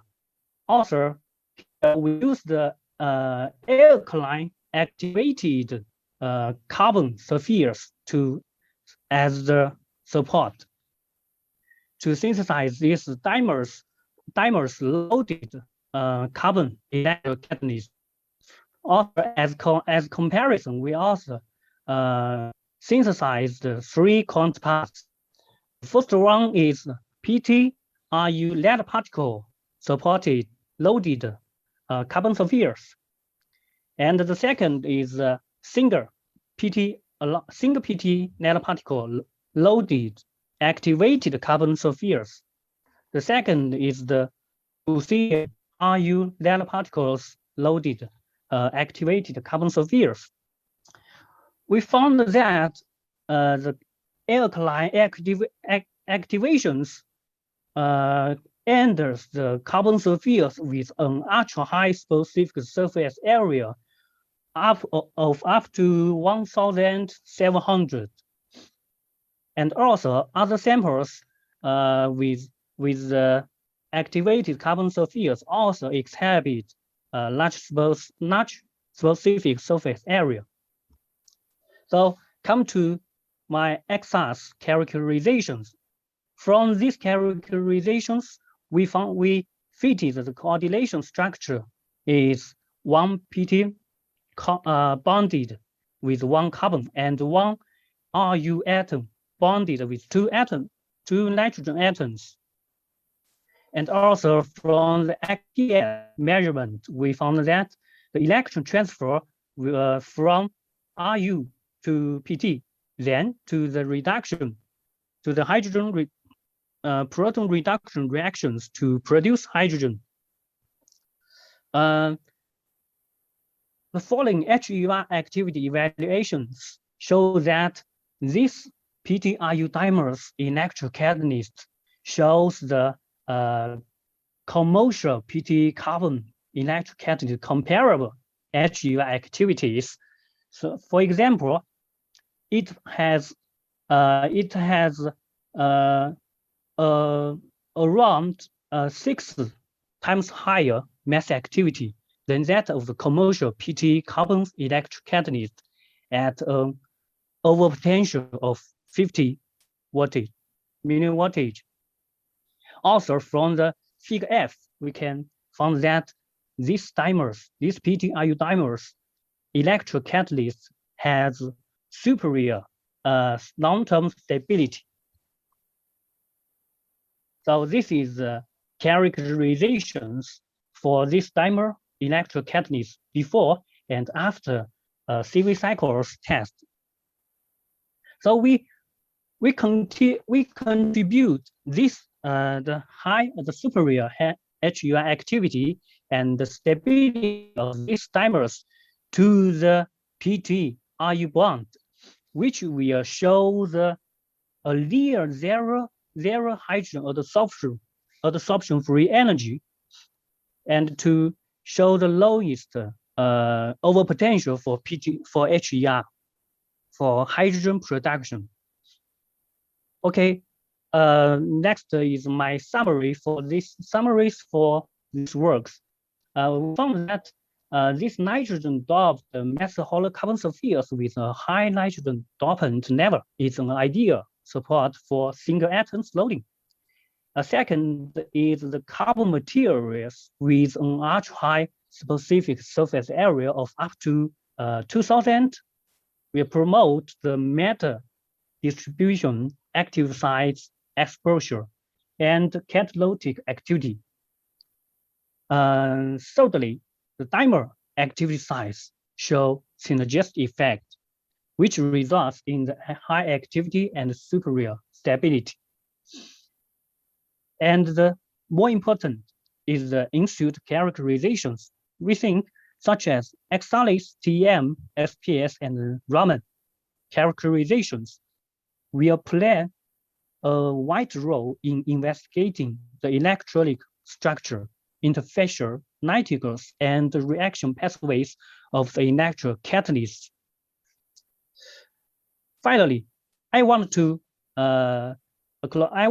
present the acknowledgement to the funds of National Natural Science Foundation of China Postdoctoral Science Foundation, and also my many collaborators,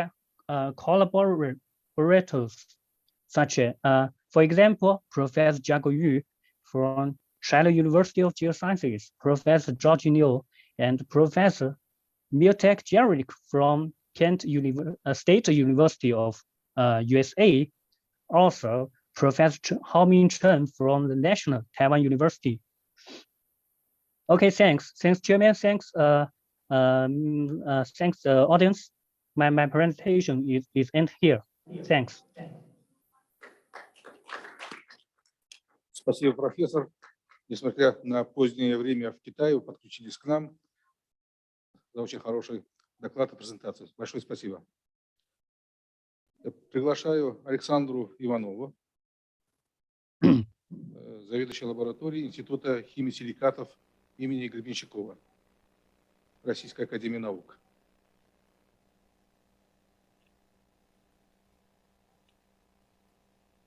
Анна, слышите вы нас? Слышно?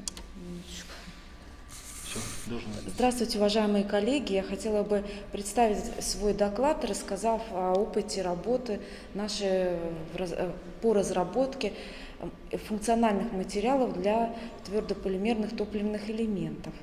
Пожалуйста, можно презентацию? Сейчас будет презентация. Так. Надо сказать, что мы стали заниматься вот этой проблемой где-то с 2006 года. У нас был небольшой, там, несколько лет перерыв, связанный с что не было определенного финансирования и людей по этой теме. Ну и с таким вот небольшим разрывом мы, собственно, и занимаемся до сегодняшнего времени. Сейчас будет презентация, я покажу подробнее. Вот она. Это не то.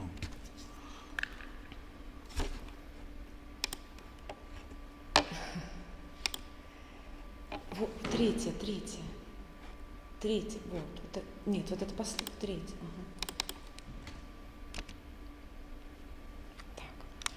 Ага. Как известно, основная проблема твердополимерных топливных элементов – это высокая стоимость их функциональных материалов. И мировое научное сообщество решает эту проблему тем, что разрабатывает катализаторы с наименьшим количеством дорогостоящих металлов платиновой группы, либо композитные электродные материалы. Также разрабатывает электролит, который был бы по своим функциональным свойствам лучше, либо приближен к мембране Нафи, но при этом бы стоил достаточно, имел небольшую стоимость. И, конечно же, важная и нерешенная пока проблема преодоления энергетических потерь при восстановлении молекулярного кислорода на катоде. Мы, собственно, рассматриваем две позиции из перечисленного. Мы разрабатываем, как я ранее говорила, каталитический материал и мембранный материал для твердополимерного топливного элемента. Что касается каталитических материалов, вот если посмотреть из этой схемы, представленной статьи, то, как я уже говорила, что направлены на уменьшение, исследователи направлены на уменьшение количества дорогостоящей платины за счет чего? За счет получения в основном композитных материалов. Это композитные материалы, содержащие углерод, как представлено было в докладе до меня. Либо это материалы, допированные какими-то неметаллическими, неуглеродно содержащими соединениями. Возможно также получение композитных материалов, содержащих и оксиды переходных металлов. И либо варьируется площадь поверхности тоже в этих композитных материалах и самого допанта, и платины, или металлов платиновой группы. Мы идем по следующему пути. Сначала мы с 2004 года примерно, первые у нас идут публикации, мы сначала рассматривали платину в виде наночастиц, представленной на фотографии, наночастиц размером 2 нанометра, которую получали восстановлением в золе. Золе синтезировали из тетраэтоксилана стандартным синтезом присутствия фосфорной кислоты. И надо сказать, что получались хорошие материалы, достаточно платина хорошо была распределена в толще этой тонкой пленки. Толщина пленки достигала до 80 нанометров. Но сам вот этот материал, поскольку не было углерод-содержащего материала, не так эффективно работал, поскольку не было компонента электропроводящего в виде углерода. Помимо этого мы решили продолжить исследования на кремнии. Вот представлены справа вольноперные характеристики полученных топливных элементов, мембрано-электродных блоков, где электрод не угольный, а кремниевые тонкие пластинки, на которых было внедрено тонким слоем, закрывающая все поры кремниевые пластинки, вот это золь-гель-матрица, содержащая наночастицы. Надо сказать, что наш материал был более эффективный, чем вот использовал на тот момент стандарт являлся кремний, который был допирован просто наночастицами платины. И вот слева и справа это анод и катод, изменение тока от мощности, напряжение от тока, то есть можно пересчитать мощность такого топливного элемента. И наши материалы, они имеющие более высокое значение по току по сравнению с тем, которые вот ниже идут такие перегибы. Это вот материал со сравнением, с которым мы сравнивали. Но надо сказать, что после того, как мы поработали с кремниевой пластинкой, которая имеет достаточно большое сопротивление, чем углеродные электроды, мы все-таки решили, что будем работать на углеродных материалах и допировать платину для увеличения ее электропроводности наночастицами углерода. Помимо этого мы еще также изучали процессы в растворе до того, что происходит в растворе до того, как платина превратится в наночастицу путем воздействия на нее всяких восстановителей. И выяснили вот в этой публикации, у нас есть работа в том, что платина до того, как она восстанавливается, идет взаимодействие непосредственно золь-гель-матрицы, то есть с кремнезем содержащим компонентом. И образуются такие, условно говоря, комплексы, которые платина соединена с кремнием через кислород. Потом уже под действием восстановителя происходит осаждение наночастиц платины. Также последующие года, там, как я говорила, с небольшим перерывом у нас был, мы стали заниматься уже не только чисто платиной, но и палладием, а также рассматривать и биметаллические частицы именно в Зольгель-системе. Надо сказать, что чисто биметаллические частицы сами по себе в Зольгель-системе они не так эффективны. И опять же тут надо добавлять, как и в просто чистой платины, углерод содержащий материал. Ну, нам интересно было фундаментальные процессы в пленках, как располагаются эти наночастицы, и какую они структуру образуют. И мы, собственно, выявили, что биметаллические частицы при определенном соотношении 2 к 1 платины к палладию образуют общую кристаллическую решетку. И на циклической вольтамперограмме, которая находится справа, видно, что вот именно когда есть такая кристаллическая решетка, электроактивность этих материалов выше по сравнению с чем, когда не существует единой системы.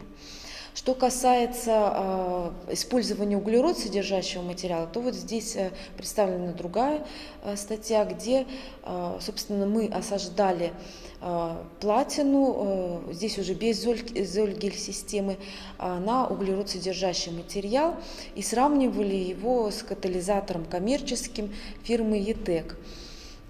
И у нас получилось достаточно хороший показатель, если опять же смотреть на циклическую вольтамперограмму. Красным это циклическая вольтамперограмма относится к коммерческому катализатору, а наша каталитический материал это черная вольтамперограмма, где пики адсорбции, десорбции кислорода и водорода, они более интенсивные потоку, значит электроактивность этого материала выше, и площадь вот этой активной поверхности тоже является выше, чем у коммерческого катализатора. На сегодняшний момент мы рассматриваем не только в качестве биметаллических частиц металлы платиновой группы, но и металлы, другие металлы, D-металлы, такие, например, как серебро, медь, никель. Но в данном случае я не привела эти слайды, поскольку пока что они имеют не такие высокие показатели, а наилучшие показатели сравнения, опять же, с коммерческим катализатором ETEC имеют вот представленные катализаторы. Это биметаллические катализаторы с серебром. Особенно проявил себя катализатор последний, который имеет самую большую площадь электроактивную площадь поверхности. И это когда серебро, окруженное оболочкой палладия, и посажено все на углерод, достаточно хорошо работает. На сегодняшний момент мы только на стадии изучения этих материалов, каких-то особенностей, точно ли это ядро, оболочка, или как-то по-другому, или это смесь просто, или это единая кристаллическая структура, мы пока не знаем, и в дальнейшем это будем исследовать. Но по показателям активности где-то в 2 раза выше эти материалы, чем коммерческий катализатор ETEC. Ну, здесь представлены выводы, которые я сейчас только что обозначила. Что касается мембраны нафион. Мембрана нафион стандартно используется в мембранно-электронном блоке для твердополимерного топливного элемента. Известны ее преимущества, и хотела коснуться недостатков. То есть она имеет низкую проводимость при пониженной влажности, опять же, низкую ионную проводимость при более высоких температурах, больше 80 градусов, и больше 100 градусов она разрушается. Именно не сам фторопластовая основа, а именно фторопласт допированный сульфогруппами, вот они как раз начинают отрываться, и мембраны утрачивают свою основную функцию ионной проводимости. Ну и, конечно же, одной из самых таких показателей этой мембраны, ключевых в плане стоимости топливного элемента, она даже получается, что дороже платины самой, потому что платину можно сделать в виде наночастиц, и меньше ее в количественном отношении она будет использована, и не так это будет дорого. А вот мембрану нафи нужно определенного размера, и она достаточно дорогая. очень высокая стоимость. Поэтому такой топливный элемент, его цена электричества вырабатываемого в основном вкладывается за счет именно мембраны нафиум. И, собственно, мы стали тоже вот с 2000-х годов, 2008 разрабатывать в начале нашего пути золь-гель, опять же, с синтезом, такие гели фосфорно-силикатные, которые имели, то есть силикатные материалы, допированные фосфорной кислотой, которые имели достаточно хорошую проводимость. Но поскольку этот гель, он недостаточно прочный и распадается, то, конечно же, мы для этого использовали связующий полимер и решили, что достаточно дешевый полимер – это поливиниловый спирт. И вот с 2008 года получаем такие композиции, получали, и на основе разработанных материалов была защищена диссертация. С левой стороны показан наш стенд испытательный для водородно-воздушного топливного элемента. И вот типичный мембранный электродный блок наверху над ним, где мембрана нафиум спрессованная вместе с электродами, на внутренней поверхности которых нанесен каталитический материал. А рядом ячейка топливная, на которой мы, собственно, это все испытываем. Поскольку мы стендом занимаемся и изучали сначала эталонные материалы, мы также рассмотрели изменения ионной проводимости стандартной мембраны, эталонной мембраны нафиум при воздействии на нее воды. И выяснили, что если специально гидратировать мембрану нафиум, то температурный диапазон у такой мембраны расширяется, то есть она выдерживает около 100 градусов за счет того, что в ее структуре сохраняются молекулы воды. Ну, это нам полезно, потому что мы разрабатываем и свои мембраны, и можем это тоже использовать. Что касается поливинилового спирта, я уже говорила, что он достаточно дешевый материал, не токсичный, не сложный в процессе его модификации, то есть модифицировать его достаточно просто. И мы решили пойти несколько еще по другому пути, не делать вот такие фосфорно-силикатные золи и внедрять их в поливиниловый спирт, а решили наоборот, поливиниловый спирт сам модифицировать, то есть проводить с ним реакции. Посмотрели литературный обзор, анализ провели и выявили, что такие мембраны на основе модифицированного поливинилового спирта достаточно очень популярны, и активность, и интерес и активность ученых в разработке таких материалов высока. И, значит, на основании анализа литературы решили, что мы можем сделать следующее.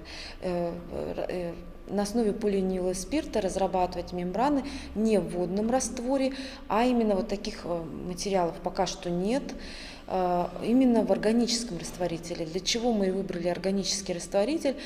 Для того, чтобы увеличить температурную устойчивость этой мембраны в будущем. То есть мы посчитали, что лучше использовать для этого органику.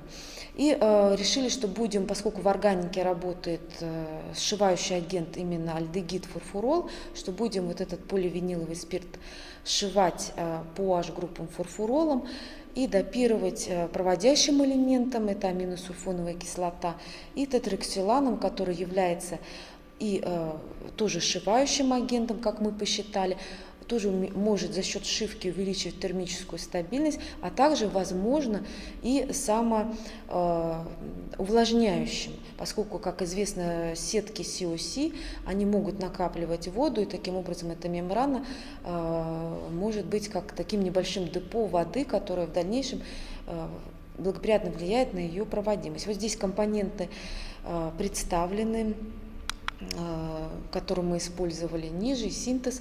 Что касается первичных наших исследований, это тоже вот эта работа, это аспирантская работа, диссертация будет защищена, скорее всего, в следующем году. Ну и на нашем примере можно видеть как раз ионную проводимость, изменение ионной проводимости от температуры. Первое – это гибридный материал, вот как раз модифицированный поливиниловый спирт, аминосульфоновой кислотой, шитофурфуролом и тетраэтоксиланом.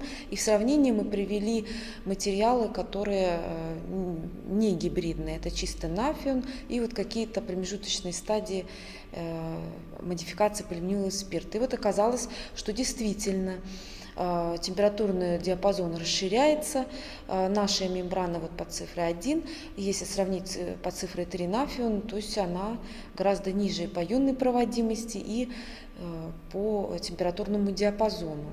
Надо отметить, что снимали эту удельную проводимость этих мембран увлажненных.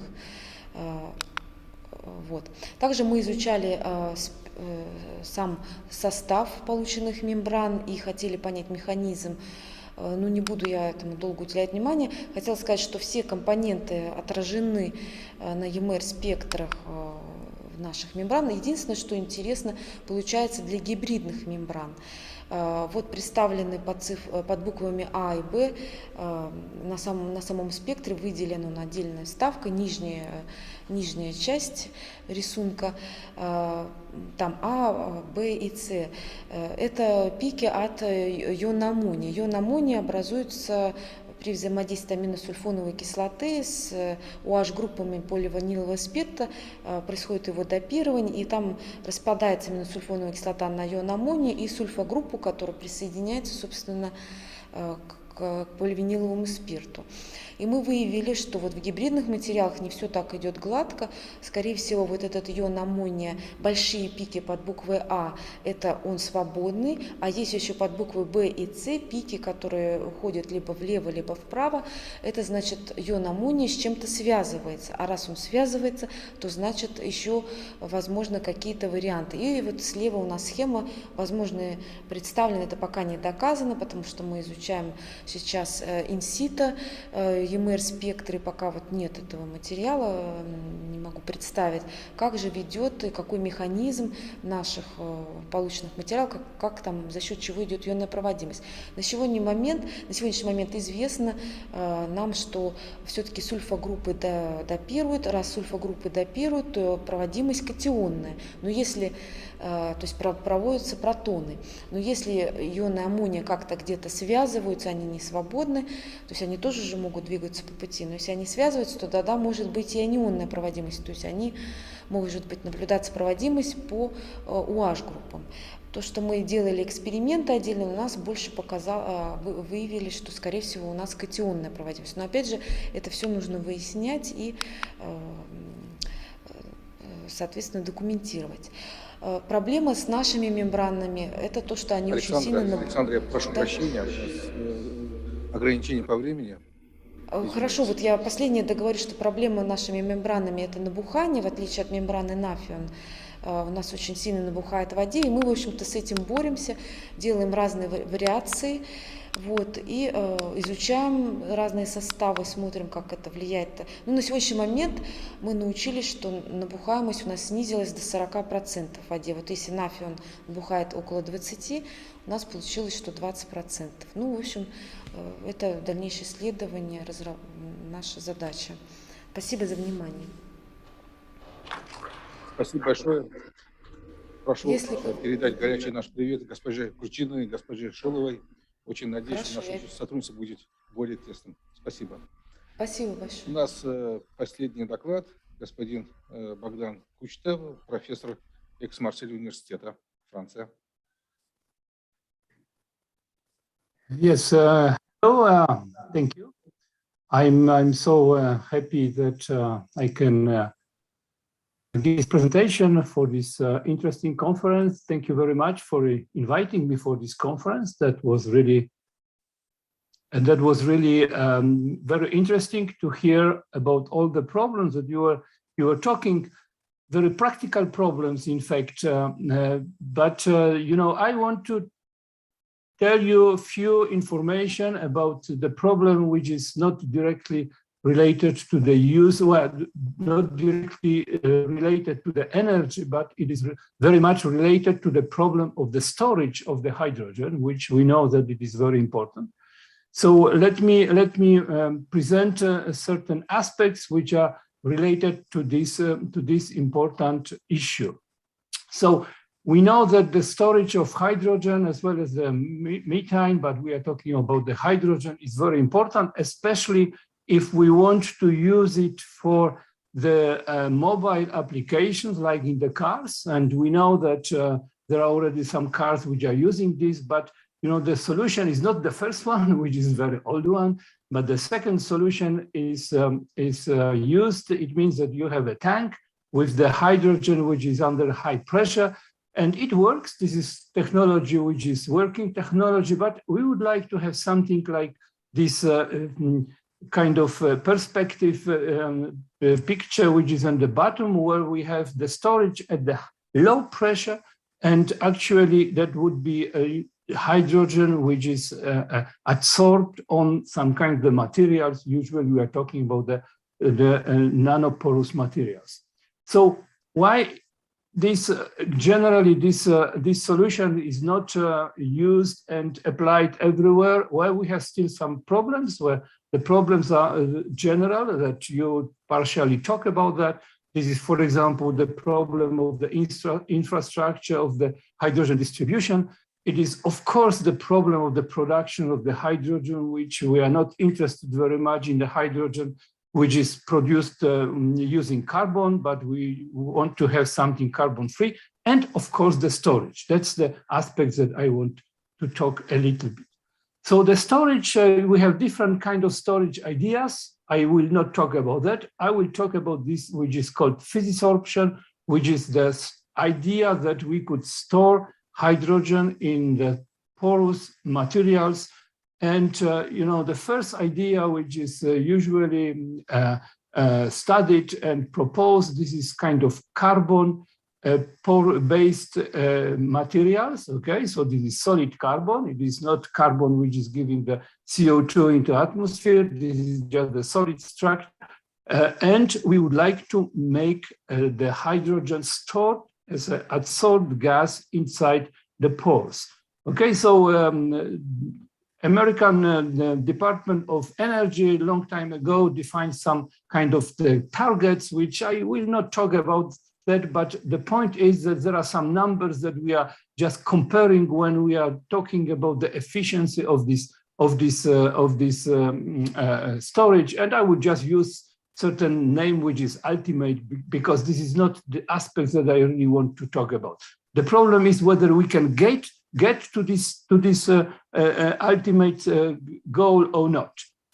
Okay, so my presentation is based rather on the numerical modeling and predictions of this kind of storage. Okay, and it is looking for the limits and physical limits and options which we can use in this kind of the situation. Okay, here you have just few pictures that we are using as models in different situations. Again, I will not talk about that. This is just to give you this information. Now, if we are making the storage by adsorption, what is the main problem? The main problem is on this picture on the left, top left, for the room temperature to 298 kelvins, that in that for this temperature, the quantity which we can store is very low. You see that it is about 3 times lower than that what we call ultimate. So this is the limit that we really need for the application. So room temperature is difficult for that point of view. Well, at the same time, for the low temperature, like 77 kelvins, we see that actually the storage is okay. But of course, we need to have the technology which is working at the room temperature. So this result for the low temperature is only the proof of the concept that it is possible. Why this storage is so low? Well, the storage is so low because the interaction of the hydrogen with any surface is very weak. And actually, when you look at this picture on the right, which is just showing the distribution of the hydrogen stored in the pore, okay, this is just the model. Okay, you see that actually it is stored only as one layer on each surface, and especially at the room temperature, which is the red one, it is very, very low, and it doesn't change with the size of the pore, whether this is small or big pore. Actually, it's always one layer which is on the surface. So in fact, it is better to use small pores. Okay, so what can we do? Two things. I would like to just discuss two parameters. One parameter is to make some kind of the engineering of the surface, in which way we could make the energy of adsorption higher. The typical energy of adsorption for the hydrogen in the carbon-based materials is 4.5 kilojoules. What happens if we get it up to 15? This is just the prediction. Well, if we get it up to 15, we can get actually that what we need. Well, the problem is that for now, we don't have any material, known material, which can give you this kind of the energy.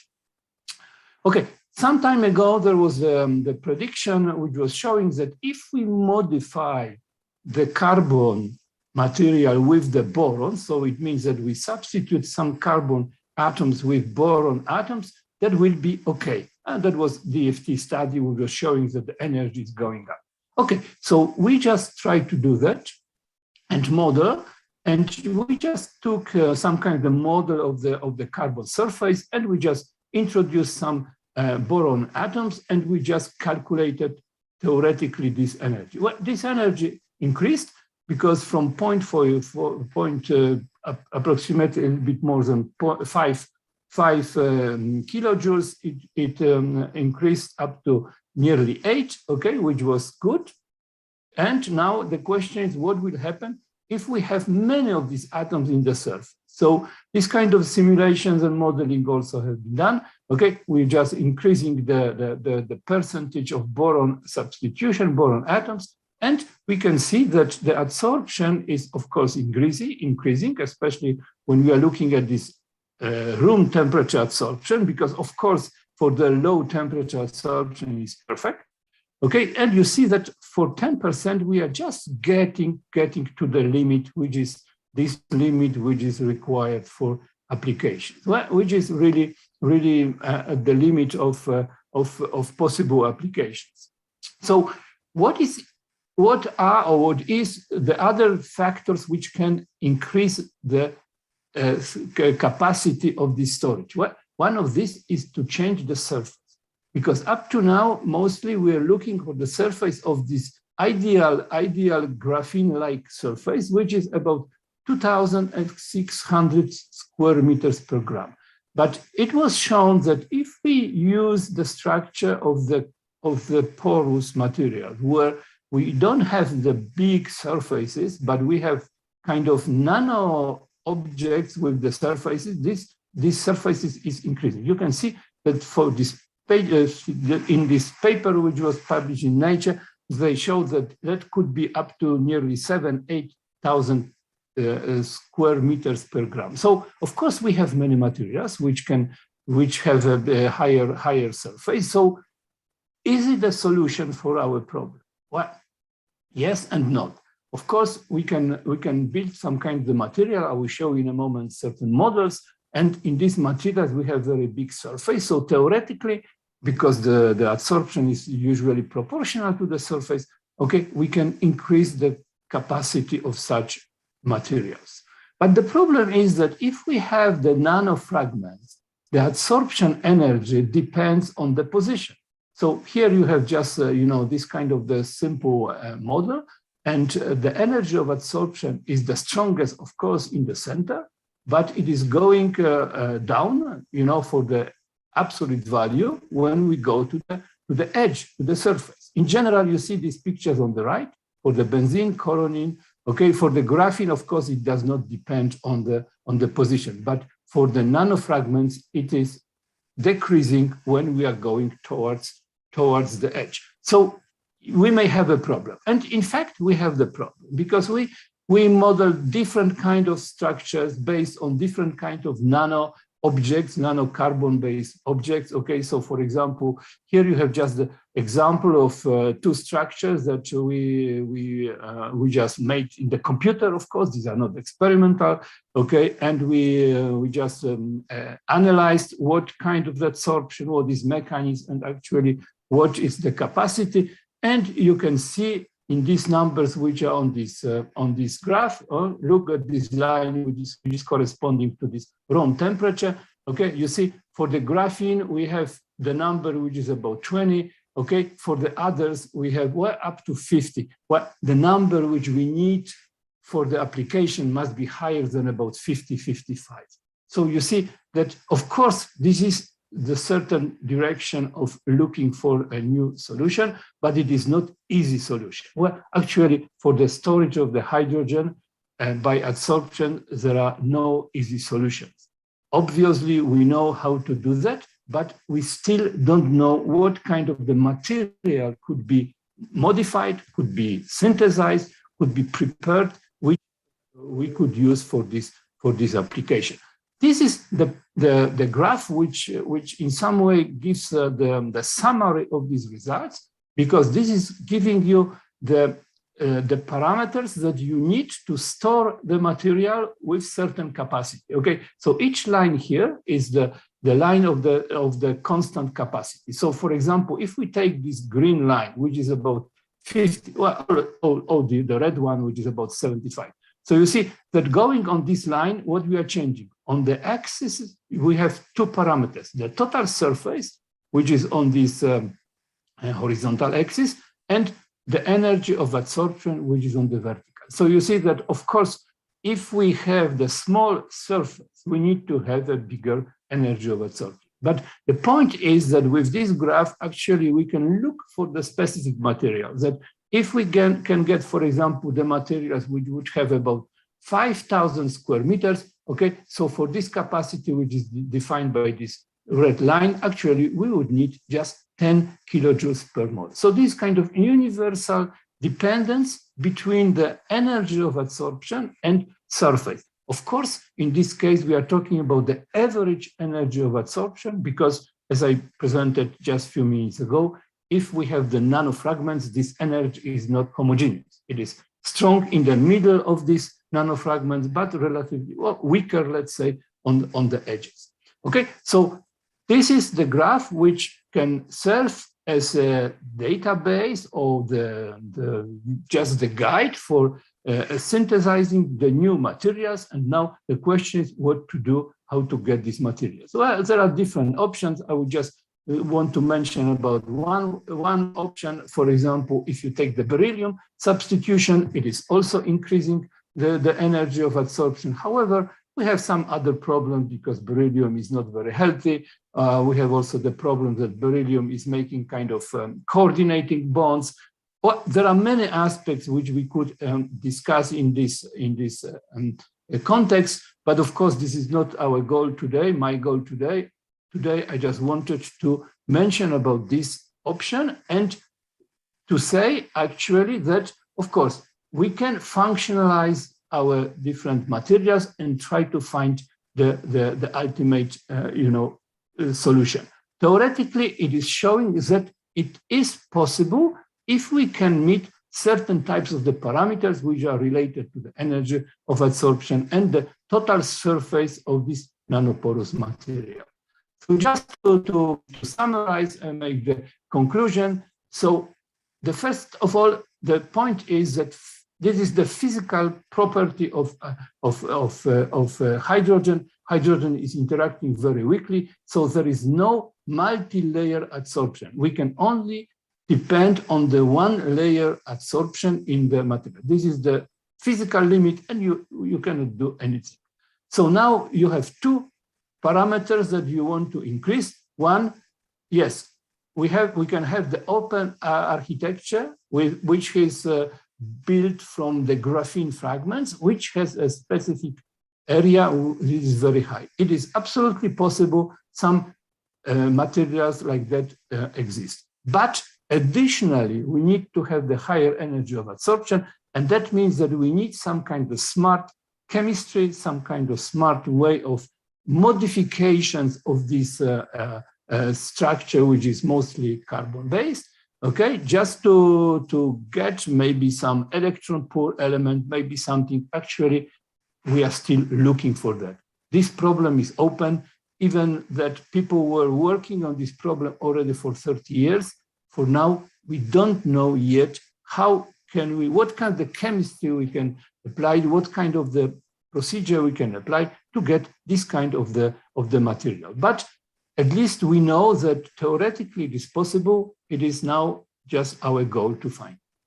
Okay, so that's more or less what I wanted to say, just to give you this very important aspect of this kind of the storage. Just let me show, okay, different agency and people which were involved in this project. And thank you very much for your attention. Katta rahmat Magdan Uçil janoblariga. Vodorodni havo klimatriyallara saqlash biz uchun juda qiziqarli mavzu.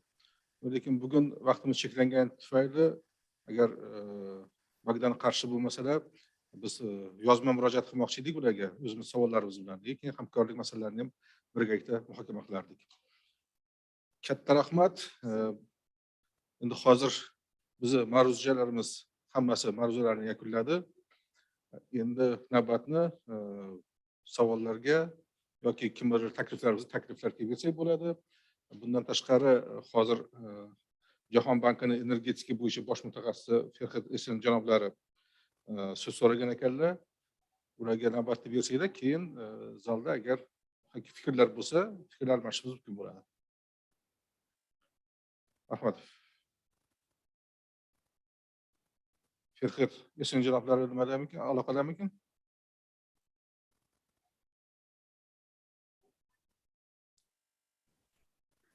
Thank you very much, dear organizers. Thank you very much also for inviting. Can you hear me? Yeah. Yeah. So thank you very much for inviting me to this very interesting and well-organized event. Since the beginning, I follow up on the discussions and so on. Unfortunately, because of some confusion, I couldn't join through the presentation, but I'm still glad to make a very short speech. And as the World Bank, we've been working on the energy sector in Uzbekistan for years. And as of today, our portfolio is around $1 billion and mainly focused on energy efficiency and transmission rehabilitation. Recently, the bank board approved a project of rehabilitation and extension of the grid in order to allow the mobilization and also integration of new energy resources, as explained very well by our Minister of Energy colleague Abdul Janaka. And in addition to that, as Minister of Energy explained in their slides, the World Bank is World Bank Group, the IFC and the World Bank, we've been engaged in the renewable energy development in Uzbekistan. World Bank, we provide guarantees and also technical assistance services, while IFC is providing advisory and plus financing. In addition to that, currently we are working on the development of gas sector reform, in addition to electricity tariff and subsidies. And it's a new area of intervention. We conducted a regional hydrogen assessment for all 5 countries in Central Asia, including their country profiles. So it's for each country we conducted a separate study. And in addition to that, we also analyzed the potential of hydrogen development at regional level. From this angle, actually, there is huge potential for trade and export, and also the creating additional value for the energy sector. And currently, also, we are working with Minister of Energy to extend that analysis in a deep manner with Uzbekistan for a kind of roadmap and implementation plan already done for electricity and gas sectors. Now we think that the hydrogen development needs a roadmap and implementation strategy in the country. Again, thank you very much for this very short intervention you allowed me, and it's very well organized. And thank you very much again for this very beautiful discussions and very informative presentations. Thank you. Katta rahmat. Endi Jahon banki butun dunyoga ma'lumki eng yirik loyihalarni, eng dolzarb loyihalarni qo'llab-quvvatlaydi. Endi bugun konferensiya doirasida eshitgan bo'lsangiz kerak, O'zbekistonda ham shu vodorod energetikasini rivojlantirish yo'nalishida ish olib bormoqchimiz, lekin albatta o'zimizni yo'limizni taklif qilgan holda, aynan mujassamlashgan quyosh nuridan foydalangan holda suvdan vodorod ajratish yo'nalishini. Agarda Jahon banki qiziqish bildirib bu ishga qo'shiladigan bo'lsa, albatta biz faqat manfaat ko'ramiz bundan. Katta rahmat. Yana bormi takliflar, tavsiyalar bilan chiqadiganlar? Onlayn ishtirokchilarimizdan.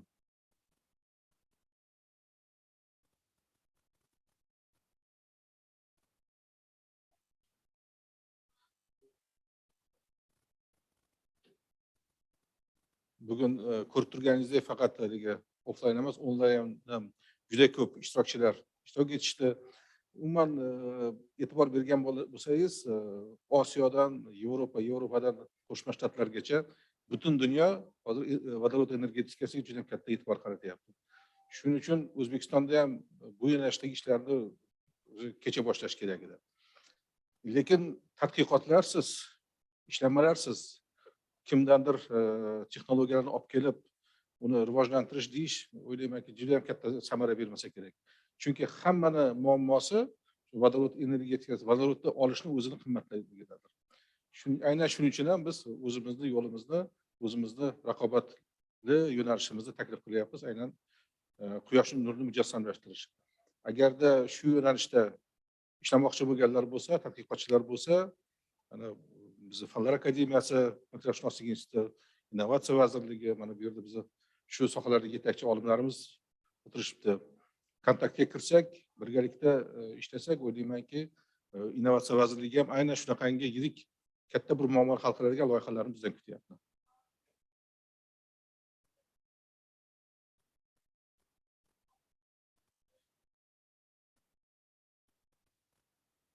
Men nimalardan Zoom'dan ham ko'rmayapman, yo taklif yoki savollar borligini. Umummaganda bugun ancha ko'p ishladik. 4 soatdan ko'proq vaqtimiz ketdimi? Bundan ko'proq bo'lsa kerak. Unda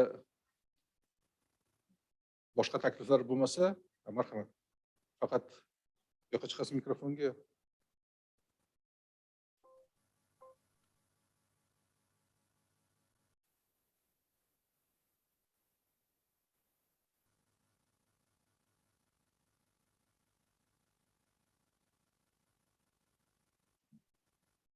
Assalomu alaykum. Bugungi mana shu tadbir ishtirokchilari. Men Ahmadjon Ravshanjon Nemajonovich, Toshkent davlat transport universitetining transport energetik qurilmalari kafedrasi mudiriman. Aynan bugungi dolzarb mavzu bizni universitetimizda ham juda ham yaxshi yo'lga qo'yilgan. Bu ishlar bo'yicha biz ilmiy ishlar olib boryapmiz. Shaxsan o'zimni ishtirokimda biz Innovatsion vazirligiga loyihani taqdim qildik va buni namoyish qilish uchun biz doim tayyor bo'lamiz. Qachondir organizatsiya qilinsa kelib biz o'zimizni ilmiy ishimizni namoyish qilamiz va albatta biz ushbu vodorod energiyasidan foydalanishda avtomobil transportida foydalanishni juda ham to'g'ri tashkil qilishda qo'limizdan kelgancha harakat qilyapmiz. Ayniqsa hozir ekspluatatsiyada ishlatilayotgan avtomobillarni vodorod energiyasidan foydalanishga o'tkazishda biz yetarli natijalarga erishganmiz va buni albatta vaqti kelsa namoyish qilamiz va bu ish bo'yicha izlanishlarimizni davom ettirmoqdamiz. O'ylaymizki, bu O'zbekistonda juda ham muhim dolzarb masala bo'lgani uchun juda ham yaxshi natijalar beradi. Albatta bu bugungi tadbirda ishtirok etishdan men xursand bo'ldim. Keraklicha ma'lumotlarni oldik. O'zimizni ilmiy yo'nalishimizga kerakli bo'lgan ma'lumotlarni olishga erishdik. Albatta bugungi tadbir ishtirokchilariga, tashkilotchilarga o'zimizni minnatdorchiligimizni bildiramiz va shu bilan birgalikda shu kelganlarni ham hammalarini rahmat deymiz. Sog' bo'linglar. Rahmat. Men Innovatsion rivojlanish vazirligi tomonidan aytib o'tmoqchi edim. Innovatsion rivojlanish vazirligidan vodorod energetikasi, umuman yoqilg'i energetika tarmog'i, xususan o'sha tarmoqlarni, o'sha respublikadagi real sektor iqtisodiyotning real sektordagi hamma tarmoqlari bo'yicha bizni boshqarma shug'ullanadi. Boshqarmani nomi tarmoq korxonalarida innovatsion ekotizimni rivojlantirish boshqarmasi. Men shu boshqarmani boshlig'i bo'laman. Familiya, ismim Berdiyev Sanjar. Vodorod energetikasi, vodorod texnologiyalarini rivojlantirish bo'yicha Innovatsion rivojlanish vazirligi ilmiy tadqiqotlarga mas'ul qilib belgilangan. Bu bo'yicha biz hozir alohida yillik hisobotimiz bor. Respublika bo'yicha respublikada olib borilgan ilmiy tadqiqotlar, umuman o'sha vodorod texnologiyalari, energiya samarador texnologiyalarni rivojlantirish bo'yicha olib borilgan yillik hisobotini hozir beramiz va kelgusidagi rejalarimizni fikrlashib muhokama qilib olamiz. Bu xalqaro anjumanni tashkilotchilari biz bo'lganimiz bilan bu butun hamkasblarimiz, O'zbekiston Respublikasi Fanlar akademiyasi, O'zbekiston Respublikasi energetika vazirligi, barcha respublikadagi ilmiy tadqiqot institutlari, oliy ta'lim Kamarovada konferensiya bor ekan, birigacha. mutaxassislari Energiya izbrejeniya bo'yicha. hammaga rahmat aytamiz. Yillik hisobotni biz o'zaro hamkasblarimiz bilan birga alohida olib boramiz. Qatnashgan hamma mehmonlarga, xorijiy mehmonlarimizga, respublikadagi barcha olim mutaxassislarga, ustozlarga, hamma yosh olimlar, yosh mutaxassislarga o'zimizni minnatdorchiligimizni bildirib qo'yamiz. Rahmat hammaga. Rahmat. O'z navbatda Innovatsion rivojlanish vazirligiga ham, aynan shu Sanjar Berdiyev uni komandasiga ham tashakkurlar bildiramiz, chunki bu yangi yo'nalishda juda ham qiyin kimnidir qo'llab-quvvatlash. Chunki bu sohani hali bir yetuk bir mutaxassis bor deb ayta olmaymiz. Boshda ham aytdim, bizdagi eng katta muammo ham shunda. Shuning uchun mana loyihalarni ko'rib chiqish jarayoni ham juda qiyin kechadi. Chunki mutaxassisga ham. Shuning uchun bunaqangi konferensiyalar, seminarlar o'tkazilishi hammamizga foyda keltiradi. Innovatsiya vazirligini bosh bo'lib hammamizni birlashtirishi albatta bu nursiga oladi. Demak, hozirgi Sanjarbek aytganlaridek, hamma ishtirokchilarga katta rahmat, ayniqsa onlayn ishtirok etganlarga. Endi milliy hisobot. Milliy hisobotni strukturasi bo'yicha bu yerda ilmiy tadqiqotlar qismi bor. Shu universitetlarimiz amalga oshirgan ishlari bor yoki rejalashtirilgan ishlar va tavsiyalarimiz bor. Umuman men iltimos qilardim, mana ayniqsa ilmiy qismini men o'zim ma'ruzamda aytib o'tdim. Balki u yerni esga olmasdan, shu aynan universitetlarimiz, yangi tashkilotlarimiz bu sohada nima taklif berishyapti, eng yakunida nima tavsiya qilamiz kelajakda ishlagani. Endi bilasizlarmi, vazifa qo'yilgan eng katta vazifa O'zbekistonda o'zini vodorod energetikasi bo'yicha milliy strategiyani ishlab chiqish. Lekin strategiyani ishlab chiqish degani bu juda ham katta tadqiqot ishini olib borish degani. Bu hozirgi zapaslarimiz ham energetika bo'yicha, ham suv bo'yicha, gaz bo'yicha, boshqa nimalar bo'yicha. Masalan, biz endi bu sohadan uzoqroqdamiz, ixtisoschilarni jalb qilish kerak bu sohaga-da. Bu juda ham katta bir ish bo'ladi, hamkorlik degan. Shuning uchun biz birinchi navbatda ilmiy tadqiqotlarga urg'u beryapmizki, shu nima ilmiy tadqiqot qilsak, shuni asosida biz milliy strategiya chiqish mumkin degan. Marhamat Sanjarbek, so'z sizga.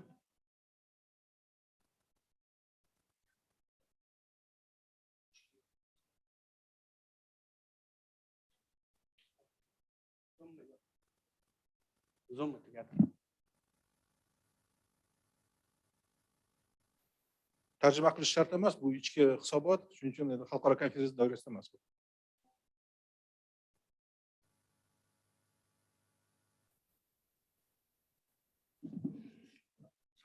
Assalomu alaykum, hurmatli xalqaro anjuman ishtirokchilari.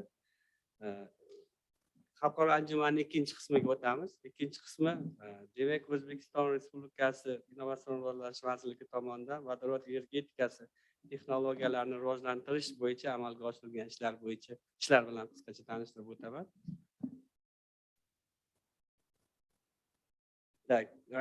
Vazirlik tashabbusi bilan O'zbekiston Respublikasi Prezidentining O'zbekiston Respublikasida qayta tiklanuvchi va vodorod energetikasini rivojlantirish chora-tadbirlari to'g'risida Prezidentning tegishli qarori qabul qilindi. Bu bo'yicha demak O'zbekiston Respublikasida vodorod energetikasini rivojlantirish milliy strategiya loyihasi ishlab chiqildi. Bu loyiha 2020